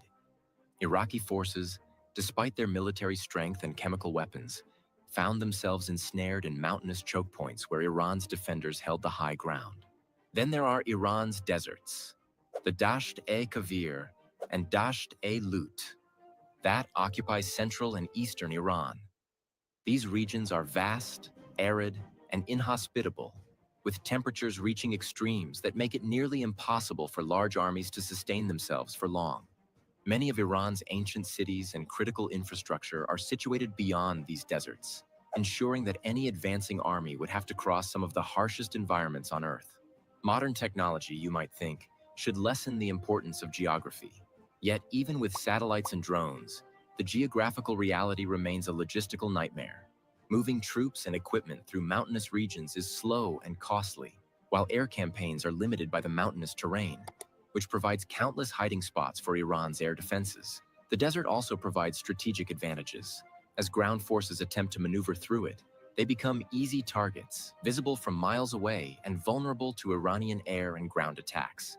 Iran's military has also strategically positioned itself to maximize these natural defenses. Knowing their homeland intimately, Iranian forces train in these mountains and deserts, turning these landscapes into military assets. They've adapted their equipment, using smaller, agile units that can exploit the rugged terrain in ways conventional armies cannot. Iran's geography isn't merely a backdrop, it's an active participant in its defense strategy, an invisible army that stands ready to turn invading forces into sitting targets. Beyond physical defenses, Iran's cultural identity binds its people in ways that make internal division almost impossible, creating an additional, invisible layer of resilience against foreign threats. Iran's resilience is as much cultural as it is geographical or military. At the heart of Iranian identity is a sense of cultural pride that dates back to the dawn of civilization itself. Unlike countries with relatively recent national identities, Iran's sense of self is deep, enduring, and historically layered. Persian culture, language, art, and religion are not just aspects of life in Iran. They are the essence of life itself. This cultural fabric creates a level of societal cohesion that is nearly unbreakable, making Iran uniquely resistant to the kinds of division that adversaries have historically exploited in other nations. The works of poets like Hafez, Rumi, and Ferdowsi are more than literature in Iran. They are spiritual and philosophical pillars that shape Iranian consciousness. The Shahnameh Book of Kings, for example, is not simply an epic poem, but a cultural and moral guide that has instilled values of heroism, loyalty, and resistance in Iranian hearts for generations. When foreign powers attempt to influence Iranian society, they are met with a cultural unity that has been fortified over millennia. Unlike younger nations that struggle with identity, Iran knows exactly who it is, and that knowledge is its strength. This cultural unity also manifests in times of crisis. While economic hardship might destabilize other societies, in Iran, it often has the opposite effect. Under sanctions, for example, Iranians have learned to come together, innovate, and find ways to survive. This unity acts like a form of social immunity, whereby challenges only reinforce the collective will of the people. When sanctions are imposed or military threats loom, Iranians don't turn on each other. They close ranks, embracing the idea that their unity is their greatest asset. Iran's adversaries often fail to understand the depth of this cultural cohesion, mistaking a politically diverse society for a fractured one. But political disagreements don't undermine Iranian unity. They are part of a complex society that holds cultural identity above political factionalism.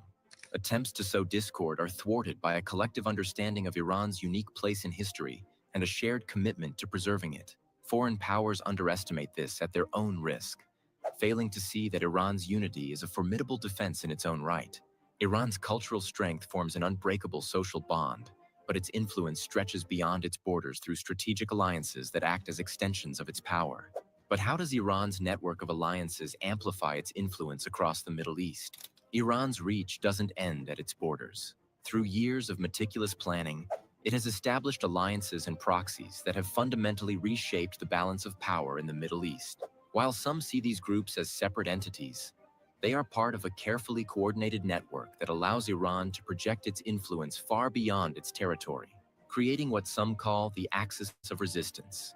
In Lebanon, Hezbollah has grown from a small militia into a highly organized, well-armed force with significant political power. Iran's support has turned Hezbollah into a group that can hold its own against the Israeli military, one of the most advanced in the world. This alliance isn't just strategic, it's ideological. Hezbollah shares Iran's commitment to resisting Western influence, and this shared ideology makes the alliance both strong and enduring. Through Hezbollah, Iran has a direct foothold in Lebanon and a powerful deterrent against Israeli and Western actions in the region. In Yemen, Iran's support of the Houthi rebels has turned a civil conflict into a strategic pressure point. The Houthis' control over parts of Yemen places them near the Bab el-Mandeb Strait, a critical choke point for global oil shipments.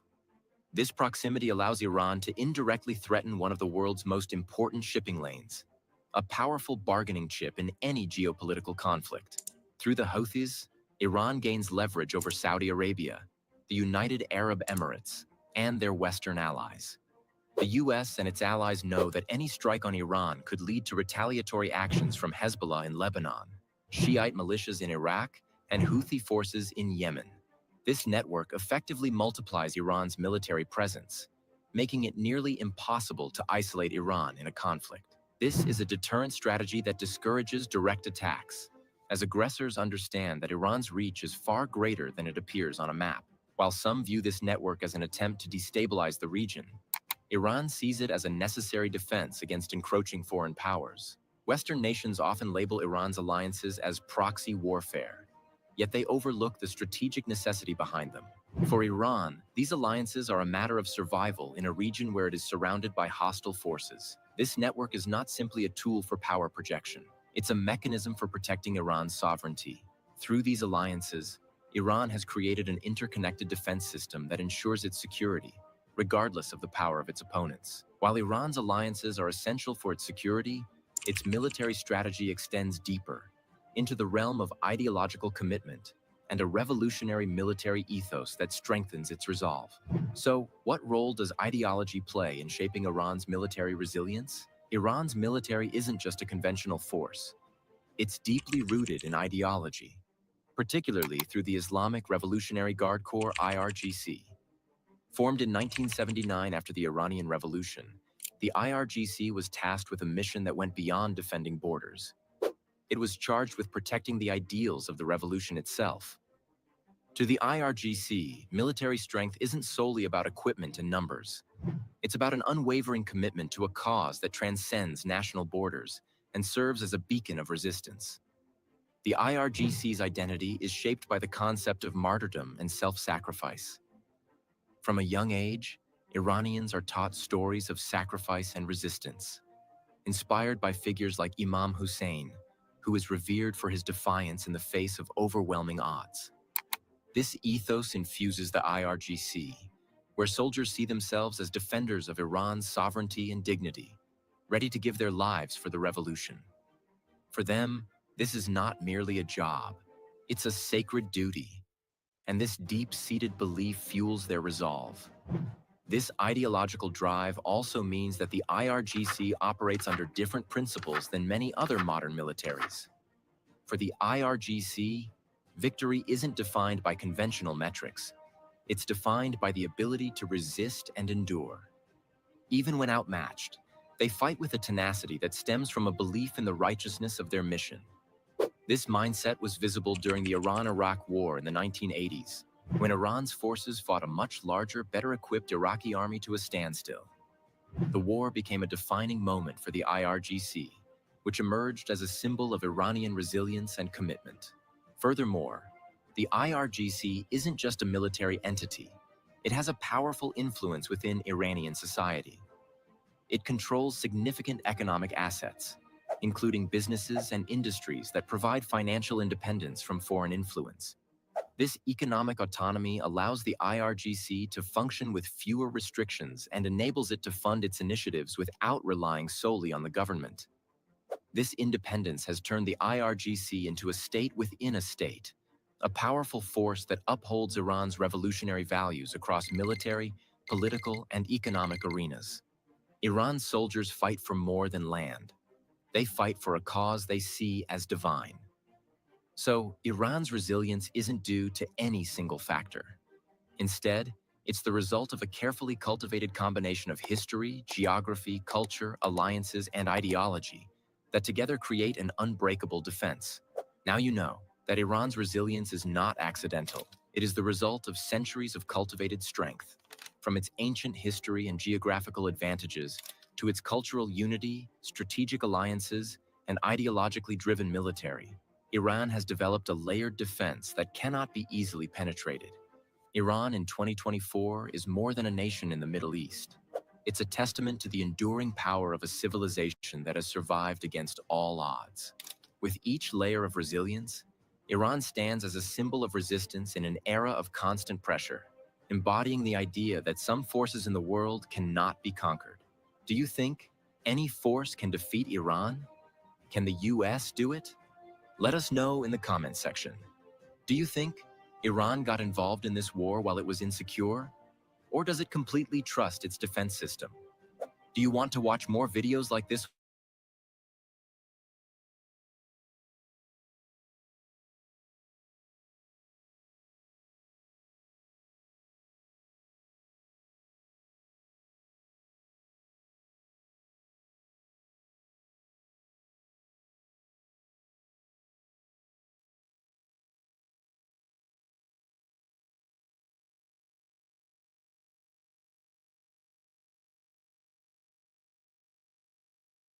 And now let us shift our focus to West Africa, where it looks like new allegations on Nigeria's president have emerged. Reports suggest that the Central Intelligence Agency, or the CIA, has confirmed that Nigeria's president, Bola Tinubu, is regarded as an active asset by the U.S. intelligence agencies. Now, the disclosure... Now, I spoke on this before. I'm going to spoke on this in greater detail tomorrow, but it's very disgusting. It should be all over the news. We heard about this Black Boule CIA puppet was placed on the Nigerian's throne as the president. This heroin and cocaine dealer who was in Chicago faked his whole background, was busted, but now it's out, you know, and the U.S. media were really not talking about this, but they talking about it in Nigeria and in Africa. Surfaced in a joint filing by the CIA, the Federal Bureau of Investigation, and the drug interfering in somebody's elections. Imagine sitting a crook and a criminal on the throne, the presidency of one of the most powerful countries in Africa, one of the most all rich. That's crazy, and they did it. The CIA. Enforcement Administration. The agencies were opposing the release of the unredacted or the non-hidden information about President Tinubu's background. Now, according to the Nigerian journalist David Hundeyin, who has spearheaded the efforts for full transparency, the American agency submitted a memorandum citing Tinubu's status as an act of war. Nigeria could declare war on the U.S. for that. That's why they will. That's disgusting. If they put a heroin dealer, a corrupt criminal in power as the president, so you know they running your country and doing whatever they want. And that's why this clown was so quick to try to say he was finna take Burkina Faso and Niger and Mali to war when they broke free of France. until Russia stepped in with advanced weapons, and then Nigeria had to back down. But the Nigerians didn't want to fight. Their president was saying they were going to fight. But why? Because he's a CIA puppet. As a CIA asset. The CIA's memorandum underscored the importance of safeguarding its intelligence partnerships. It stated that human sources can be expected to furnish information to the CIA, and only when they are confident the CIA will do everything in its power to prevent the public disclosure of their cooperation. Now, this has sparked a huge debate about whether President Tinubu is a CIA agent or not. Now, 72-year-old Bola Tinubu has been serving as the president of Nigeria since 2023. President Tinubu is criticized as the flying president for the frequent visits that he takes outside of his country. He had forfeited about $460,000 to the city of Illinois in the United States in 1993 after an investigation linked him to drug trafficking activities. But in April of 2023, Tinubu's party, the All Progressives Congress, told the Presidential Election Tribunal that he was of no interest to the US government, as the 31-year-old civil forfeiture case was not against him, but against the money that they said was found in 10 bank accounts that were opened in his name. Now, this came as Tinubu's candidacy was challenged by other presidential election contenders. And now the party's claim prompted Nigerian journalist David Hayden and the US-based legal data website Plainsight's owner Aaron Greenspan to file a Freedom of Information Act request to the FBI, the CIA, and the DEA to seek more information on the US government's interest on Bola Tinubu. Now, the DEA has also supported the CIA's position, asserting that while citizens have the right to transparency about what their government was up to, they are not entitled to unrestricted access about President Tinubu. The report confirmation triggered a mixed set of reactions on social media, with David Pindayan claiming that the US intelligence support for certain African leaders has contributed to regional instability. Now, some users on social media platform X were quick to comment on how did one jump to the conclusion that Tinubu was an asset, while others criticized the US for installing a criminal as their country's president. And some even went a step further and called this as an act of treason. In response to the accusations on President Tinubu, his special assistant on social media took to X and dismissed the claims surrounding the president's alleged CIA ties. He called them baseless and tragic. But the stance of US intelligence agencies of not releasing information about President Tinubu, as well as the government and president's silence on it, has raised more questions than before. He even got busted faking his college, being a graduate from a college in Chicago. It's that Obama crowd. That Obama crowd put him in power. David Axelrod, who be on CNN all the time, helped him get in power. So Obama is behind all. He got his hands in on that too. Yeah, we back. Yeah, we back with another episode of Economic Warfare. Now, today's video is going to be a follow-up video to one I dropped a couple weeks ago entitled "The Mali Government versus the Second Largest Gold Miner in the World." And just to recap, in that video, we spoke about how the military government in Mali was going through what I call economic warfare against one of the biggest gold mining multinational corporations on the planet, which goes by the name of Barrick Gold, a Canadian-based multinational. And in that video, we spoke about how the military government in Mali had arrested some executives of Barrick Gold. Take a look up on the screen. Canadian mining firm employees arrested in Mali. 4 employees of the Canadian mining company Barrick Gold, which co-owns one of the world's largest gold mining complexes with the Malian state, were arrested in the African country earlier this week. Now, that article came out back in September of this year. Now, let's continue. Barrick is the world's second largest gold miner and one of Mali's top gold producers. But like other international miners, it has been under growing pressure in the West African country since the military government seized power in 2020. A government official based in the region and speaking on condition of anonymity said 4 Barrick employees have been arrested for alleged financial crimes. Now, first things first, I just want to say, as a sovereign nation, the military government in Mali has the right to arrest any individual, domestic or international, who is accused of violating the laws of the land. Period, point blank. It doesn't matter if it's the lowliest citizen or the highest ranking executive. If you break the laws of the land, if you engage in any type of criminality, then the black man has a right to arrest you. Period, point blank. End of discussion. We don't got to do no fucking talking. Now, let's continue. Take a look up on the screen. Mali threatens to let the Barrick mine permit lapse over the dispute. Sources cited by Reuters previously reported that Mali is seeking around $500 million in unpaid taxes from Barrick as the government aims to increase revenue from the mining sector. On Thursday, Bristow, that's the CEO, told Reuters that Barrick has offered Mali 55% of the economic benefits, a deal that he likened to an agreement reached with Tanzania about 5 years ago. The CEO declined to comment on Mali's cash demands or claims of unpaid taxes and fines. Now, this is the CEO of Barrick Gold. I believe he goes by the name of Mark Bristow. And in response to the actions taken by the military government in Mali by arresting the executives and sitting down at the negotiation table and demanding that they pay their taxes, in response, the CEO of Barrick Gold offered the Malian government 55% ownership over gold mining operations, which is an improvement from the previous agreement that was on the books with the previous governments, where I believe the state ownership was only around like 15-20% or something like, something pathetic.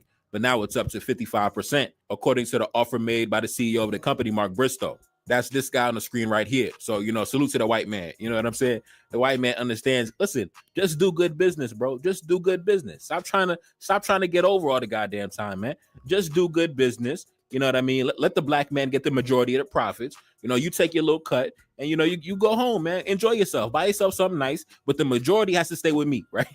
The majority of the money got to stay with me, though. That's first things first. Now, let's continue. Barrick Gold CEO Mark Bristow is confident about concluding negotiations with Mali's military government on a new mining code before the end of the year. Discussions between Barrick and the Malian authorities on implementing new regulations at the Loulo-Gounkoto mining complex, one of the nation's largest gold mines, have been ongoing for months. Now, let's get into the main event for today's topic, right? Now, I gave you an update from the last video about the Canadian multinational company, Barrick Gold. Now we're going to talk about the other gold mining multinational company entitled Resolute Mining. Their CEO is currently in custody in Mali right now. He's currently sitting in a Malian prison as I'm recording this video, and that's this guy on the screen right here. I believe he goes by the name of Terence Holohan, the CEO of Resolute Mining. Take a look up on the screen. Australian gold company confirms the arrest of the CEO and 2 executives in Mali. Australia's Resolute Mining CEO and executives detained in Mali. Now, listen, this is what happens when you got the military running the country, right? They follow military protocol. So listen, the first thing first, we're going to take you into custody, big man. We're going to figure everything else out later. But in the meantime, you coming with us. You coming downtown, you coming down to the station, right? We're going to hold you for a little bit as we figure this shit out, but we're going to keep you in our custody. You make yourself comfortable, bro. Make yourself comfortable. Now let's continue. The military government in Mali has arrested a top executive and 2 other employees of Australia's gold mining company, Resolute Mining, while they were visiting the country for talks over an unspecified dispute. Time out. So the CEO of the company flew in for a business trip to meet with the military government, and I don't know what happened during the meeting.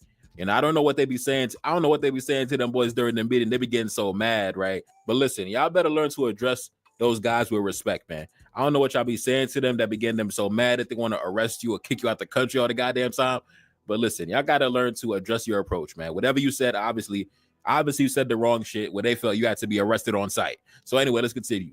The 3 arrested, including the chief executive, Terence Holohan, were detained last Friday in Mali's capital of Bamako. Andrew Ray, the company's non-executive chairman, said in a statement published on Resolute Mining's website that the 3 officials were unexpectedly detained after discussions about claims made against the company. So I don't know, man. They were having a discussion, they were having a negotiation, and apparently they decided to end the meeting. And then, them brothers down there was like, listen, you under arrest, big man. You under arrest. So, put your hands behind your back and, call your wife, call your family and let them know that we got you in custody. Now let's continue. Resolute Mining shares slump as Mali's military government holds the CEO and his staff in custody. The Australian gold miner Resolute Mining's shares have witnessed a 32% drop on Monday following the arrest of 3 of its employees, including the CEO, Terence Holohan, by the Malian government officials. Take a look up on the screen. Resolute Mining loses $500 million after the military government detains the CEO in West Africa. The tax dispute that prompted a West African military government to detain 3 Resolute Mining executives has wiped almost $500 million from the Australian headquartered gold miners' market value. Now you understand why the other CEO from the other company, Mark Bristow, was in such a rush to compromise and negotiate, right? He was like, listen, I give you whatever you want, man. You want 55%? I give you 55%, right? Because look what happened to this company. The CEO got arrested. Take a look up on the screen. Stock just crashing and burning. The value of the company just crashing and burning. Now, let's continue. Mali's military government, crippled by sanctions and cut off from Western aid, is at the forefront of the push, aggressively pursuing both Resolute and Canadian giant Barrick Gold, which has also had its employees detained and a key license threatened in recent months. But neighboring Niger, Burkina Faso, Senegal, and Ivory Coast are also updating mining codes, stripping permits, or launching sector-wide audits. We are seeing it across Africa, especially in West Africa, said Chris Egger, Resolute's chief financial officer, said on an earnings call last month. He went on to say, it's unfortunately the environment that we are living in. As we are generating a lot more cash because of the gold price environment, one of the unfortunate byproducts of it is that people are looking for possibly a bigger piece of the pie. Now, that was this guy right here. Take a look up on the screen. This is Chris Egger, the CFO, the chief financial officer of Resolute Mining. And like I said before in previous videos, the price of gold has been skyrocketing as of lately. So it just makes sense. It only makes sense that yes, we are demanding a bigger piece of the pie. And to be honest, listen, we really should be demanding the whole fucking pie, to be real. But, yes, we demand a bigger piece of the pie. Yes, I think that's reasonable. I think, like I said, the majority of the profits should stay with us. I think that just like the deal with Barrick Gold, at a minimum, we should own at a minimum 51%. That should be the bare minimum, right? 55%, the majority comes to us. That's standard. That should be the prerequisite. Now, of course, a lot of individuals are not going to be happy with that. They're not going to like that. But it doesn't matter what you like. If you don't like it, then put your hands behind your back. You are under arrest. You feel me? You are under arrest. Let's continue. The moves have come as gold has soared. The precious metal has risen about 30% this year and reached an all-time high of $2,790 an ounce amid mounting geopolitical uncertainty in the run-up to Donald Trump's election victory. The detention of Resolute's boss, Terry Holohan, follows Mali's audit of the mining industry and the adoption of new legislation for the sector that raises the state's share in mining projects. Although producers, including Resolute and Barrick, negotiated so-called conventions with the previous governments to run their projects, Mali's military government is putting pressure on foreign firms after revising its mining laws. Now, first things first, big shout out to President of Mali, General Assimi Goïta. Like I said, man, a nation as rich as Mali shouldn't have a single citizen living in poverty. And as Black men, the leaders of Mali, those men have the right and the duty to use every tool at their disposal to ensure that the wealth of the land is put to good use towards the prosperity of its citizens, even if you have to use force, even if you have to arrest the CEO, right? Even if you have to take the CEO into custody, the Black man must do what needs to be done. And like I said, if it was a foreign national on American territory who was accused of engaging in financial criminality, the American authorities would have no problem arresting that individual and holding him in custody.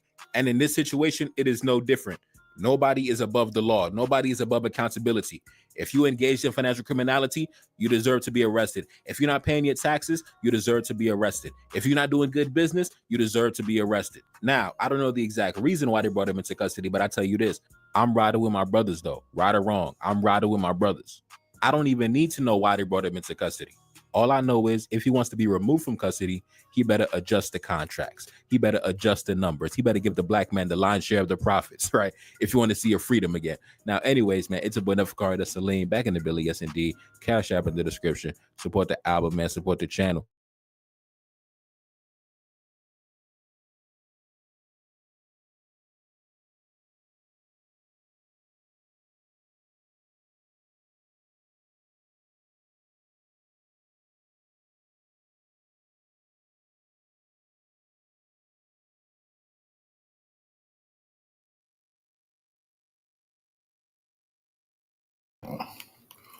Revolutionary salute to our brother Big Joe Nate for the donation to the war chest.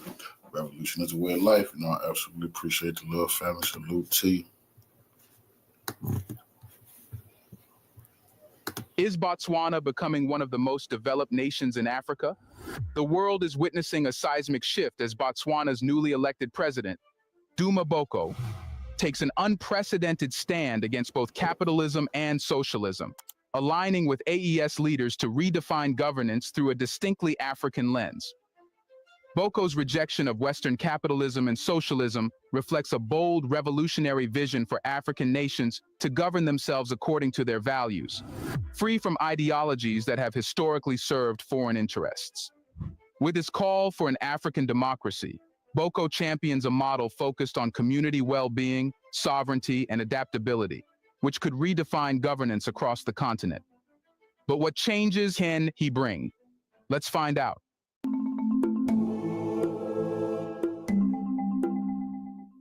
How did capitalism fail Africa, and why does Boko believe it is incompatible with Africa's future? Duma Boko's critique of capitalism centers on its legacy of exploitation in Africa, particularly in resource-rich nations like Botswana. He is the new hope for Africa. Approaches and accepts with humility, with some trepidation, feeling, I dare not fail. I dare not disappoint. Capitalism's promise of economic growth, he argues, has consistently prioritized foreign profits over the welfare of African communities. Under capitalism, Botswana's valuable mineral resources have largely enriched Western corporations, offering minimal returns to local communities.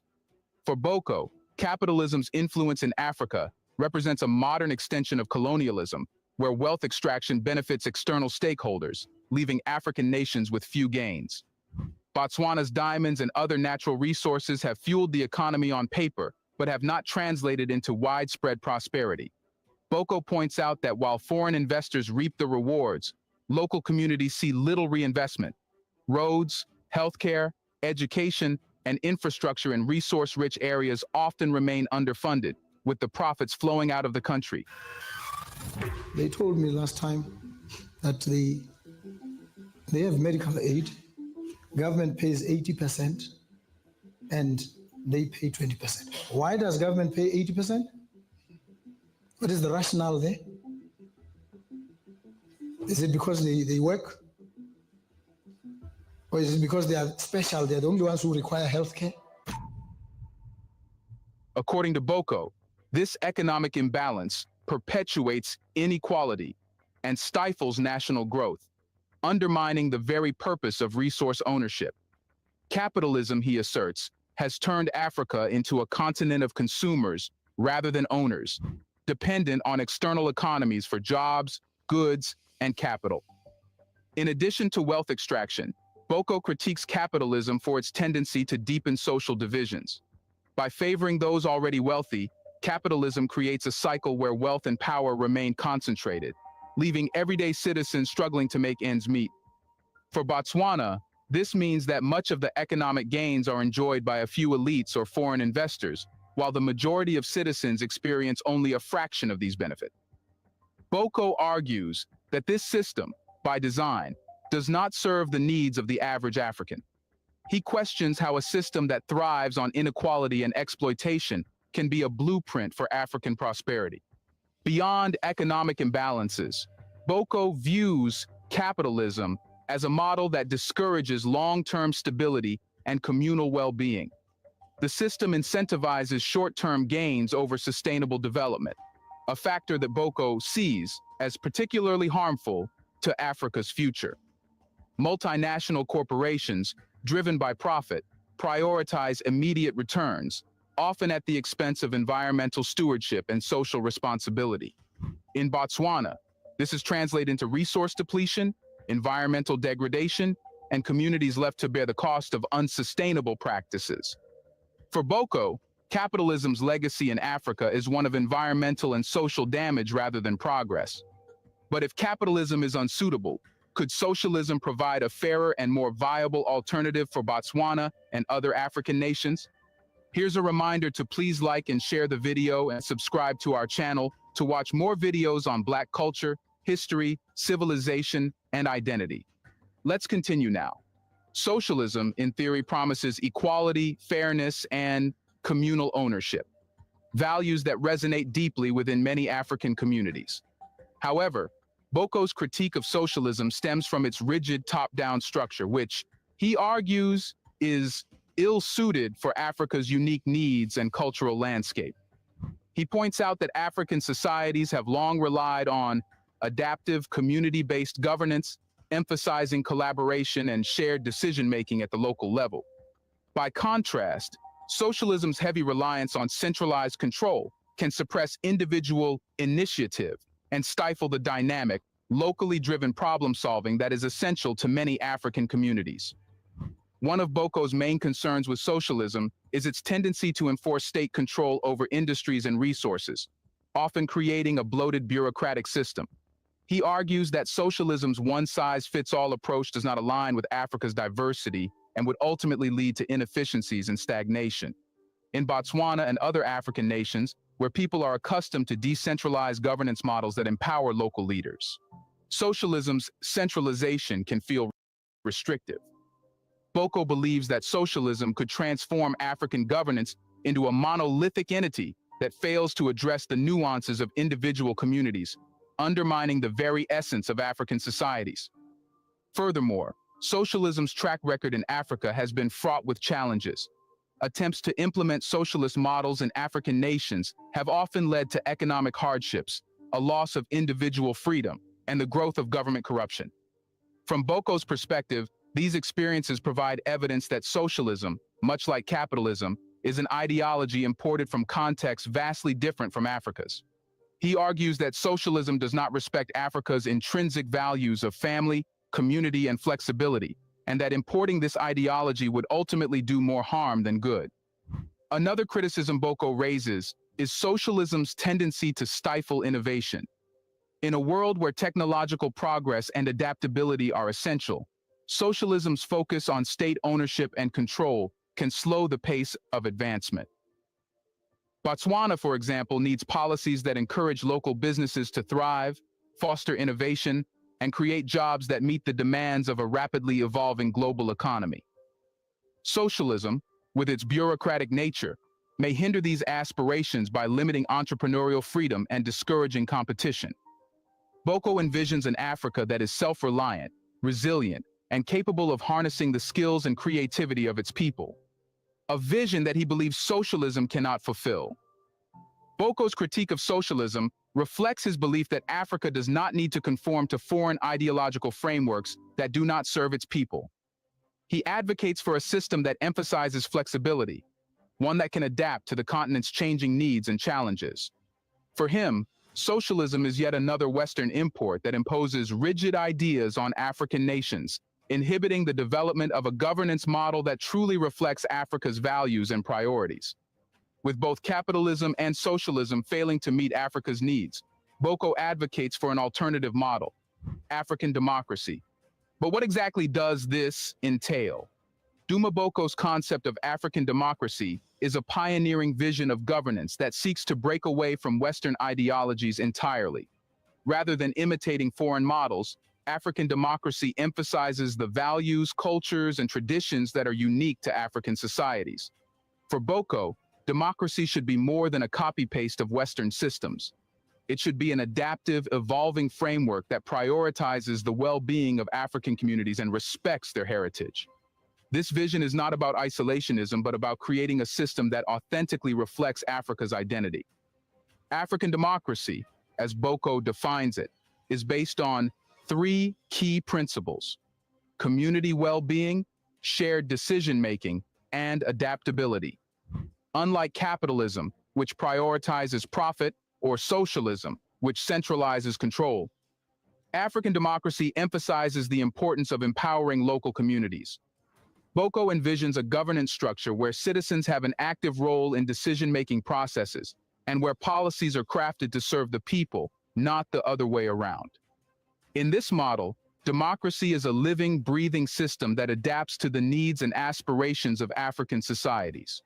One core aspect of African democracy is its focus on collective well-being. Rather than focusing solely on economic metrics like GDP, this model prioritizes quality of life and social equity. Boko believes that a successful government ensures every citizen has access to essential resources: education, healthcare, clean water, and security. Under African democracy, the government is held accountable not by foreign investors or corporations, but by the people it serves. This community-oriented approach reflects the deeply ingrained values of mutual support and communal responsibility found across African cultures. Another defining feature of African democracy is its adaptability. Recognizing that Africa's challenges are constantly evolving, Boko advocates for a system that can adjust and respond to changing circumstances. Unlike rigid ideological frameworks, African democracy encourages leaders to adopt policies based on what works for their people. Boko believes that history offers guidance, not rigid blueprints, and that African governance should be willing to evolve and change course when necessary. This approach allows African nations to remain resilient in the face of global shifts and to craft solutions that are uniquely suited to their needs. As Boko's vision takes shape, he isn't standing alone. The AES Alliance of African Leaders shares his determination to redefine governance for Africa, united by a common goal of economic sovereignty and self-determination. So, what role does the AES Alliance play in supporting African sovereignty? And why is it critical for Africa's future? The AES, African Economic Sovereignty Alliance, which unites leaders from countries like Mali, Niger, Burkina Faso, and now Botswana, represents a monumental shift toward economic and political self-determination in Africa. Duma Boko's recent decision to join forces with these leaders solidifies his commitment to a vision of Africa that is free from the historical grip of Western ideologies and economic dependencies. For the AES Alliance, sovereignty is not merely about political independence. It is a multifaceted movement encompassing economic autonomy, cultural pride, and policymaking that genuinely reflects the needs and values of African people. Boko's alignment with AES signals a united front in the fight against Western capitalism and socialism, ideologies that have traditionally dictated the structures of governance and development across the continent. The AES coalition advocates for a unique African model, one that rejects foreign-imposed economic systems in favor of frameworks that are rooted in African identity and capable of fostering true prosperity for the continent. For Boko and his AES allies, capitalism represents the continued exploitation of African resources, while socialism's rigid structures fail to resonate with Africa's cultural diversity. Together, they are paving the way for a model of governance that embodies African ideals and serves the interests of African nations. A key element of the AES Alliance is its focus on economic sovereignty. Members of AES, including Boko, argue that Western capitalism has essentially functioned as a modern extension of colonialism, where Africa's vast resources are extracted to benefit foreign entities at the expense of local communities. In response, AES leaders are pushing for policies that ensure Africa's natural wealth remains within the continent, directly benefiting its people. This means establishing trade policies, resource management strategies, and financial systems that are independent of Western influence. In the case of Botswana, Boko envisions a system where the profits from resources like diamonds are reinvested in local infrastructure, healthcare, and education rather than siphoned off by foreign corporations. Furthermore, the AES Alliance aims to reduce reliance on Western financial institutions, which have historically placed African nations under burdensome debt and restrictive economic policies. By creating alternative economic structures, AES countries hope to build resilience against the volatility of global markets and empower African nations to operate independently. This vision includes developing regional trade partnerships, establishing African banks with sovereign lending power, and exploring partnerships within the BRICS bloc, which shares an interest in challenging Western-dominated financial systems. Boko's participation in AES aligns with his belief in African democracy, emphasizing policies that prioritize people over profit and nations over corporations. The AES alliance's focus on cultural autonomy is another significant factor in its vision for African governance. AES leaders argue that African countries have often adopted Western cultural standards at the expense of their own identities, a pattern that affects everything from educational curricula to governance frameworks. Boko and his AES peers believe that a strong, sovereign Africa must be deeply connected to its roots, embracing its languages, traditions, and communal practices. This approach reflects Boko's view that governance should be grounded in the values and lived experiences of African people, not in foreign ideologies that feel disconnected from their day-to-day realities. By fostering a renewed sense of cultural pride and self-respect, AES leaders hope to inspire Africans to envision a future that is wholly theirs.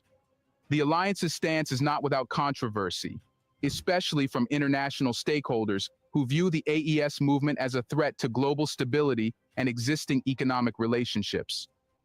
Western investors and corporations, accustomed to favorable access to Africa's resources and markets, see AES policies as a challenge to their interests. However, Boko and the AES alliance argue that Africa's long-term prosperity depends on breaking free from exploitative practices. According to them, Western entities that truly value African partnerships should be willing to engage on equal terms rather than seeking control over the continent's resources. AES's collective vision presents a formidable model of what African governance can look like when freed from Western influence. A vision that is both daring and deeply resonant among young Africans who are increasingly disillusioned with the status quo. By standing together, AES leaders like Boko hope to foster a pan-African movement that champions African interests on the global stage, reinforcing Africa's place as a leader in its own right. This alliance underscores Boko's belief in an African democracy that empowers people, celebrates Africa's diverse heritage, and reclaims Africa's right to self-determination. With a powerful alliance in place, Boko's vision for African democracy gains strength and momentum. However, such a transformative vision is not without its challenges. So, what obstacles must Boko and the AES alliance overcome to make African democracy a reality? Despite the boldness of Boko's vision and the solidarity of the AES alliance, the path to African democracy is fraught with significant challenges. Resistance comes from both within Africa and abroad, with traditional power brokers, international investors, and established institutions questioning or outright opposing the shift. For Boko and his allies, these challenges underscore the difficulty of creating a new model of governance while operating within a world still dominated by Western economic and political interests. One of the most pressing challenges is the potential resistance from entrenched local elites who have benefited from the current systems. In Botswana and other African nations, influential groups that have established connections with the Western corporations may see Boko's African democracy as a threat to their power and financial interests. These elites have often played a role in maintaining foreign economic influence on the continent, benefiting from lucrative deals with multinational corporations that exploit Africa's resources. Convincing these stakeholders to embrace a governance model that prioritizes local communities over corporate profits is no small feat. Additionally, international investors accustomed to reaping substantial profits from African resources are likely to push back against the AES alliance's policies. For decades, Africa's natural wealth, minerals, oil, and agricultural products has flowed out of the continent, contributing to the prosperity of Western economies. The AES vision of economic sovereignty disrupts this dynamic, and Western investors may view these policies as direct threats to their business interests.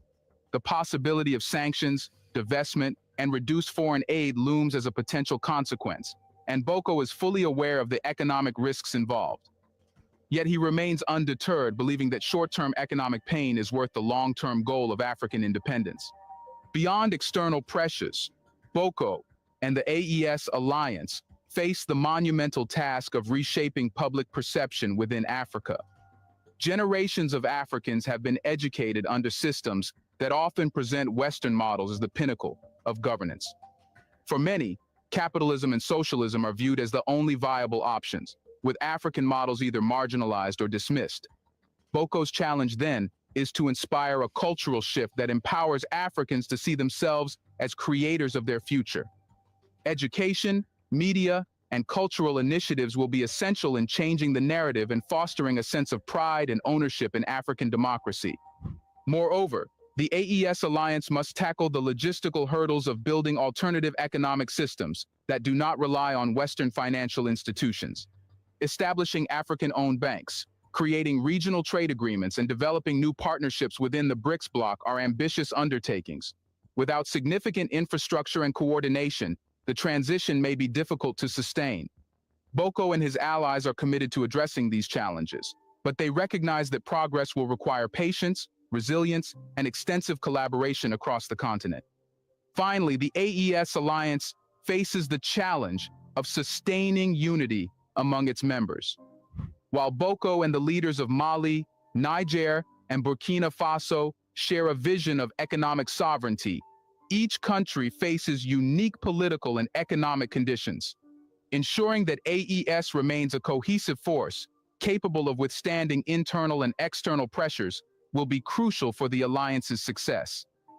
Boko understands that solidarity is the strength of AES, and he is dedicated to building trust and collaboration among African nations that have historically been divided by colonial boundaries and external pressures. Despite these formidable challenges, Boko and the AES Alliance are resolute in their mission to redefine Africa's path. As they continue to champion African democracy, they offer a blueprint for a continent determined to rise on its terms. So, to sum this up, Duma Boko's election as president of Botswana and his alliance with AES leaders mark a pivotal moment for Africa. Rejecting both capitalism and socialism, Boko advocates for African democracy, a governance model rooted in Africa's values, needs, and aspirations. His vision, bolstered by the AES coalition, stands as a defiant challenge to the historical dominance of Western ideologies on the continent. While the road ahead is fraught with resistance from both local and international actors, Boko's commitment to economic sovereignty and cultural pride resonates with a growing number of Africans seeking change. If successful, the AES Alliance could reshape Africa's political landscape, empowering nations to chart their courses without relying on Western approval or resources. Boko's African democracy is not just a political model. It is a movement for self-determination, one that reclaims Africa's future and encourages other nations to embrace governance systems that reflect their heritage. As Boko and the AES leaders press forward, their efforts send a powerful message. Africa's time to lead, decide, and thrive on its terms has arrived. Do you think Boko can bring change? Will other nations support him? Let us know in the comment section. Go figure. Follow me.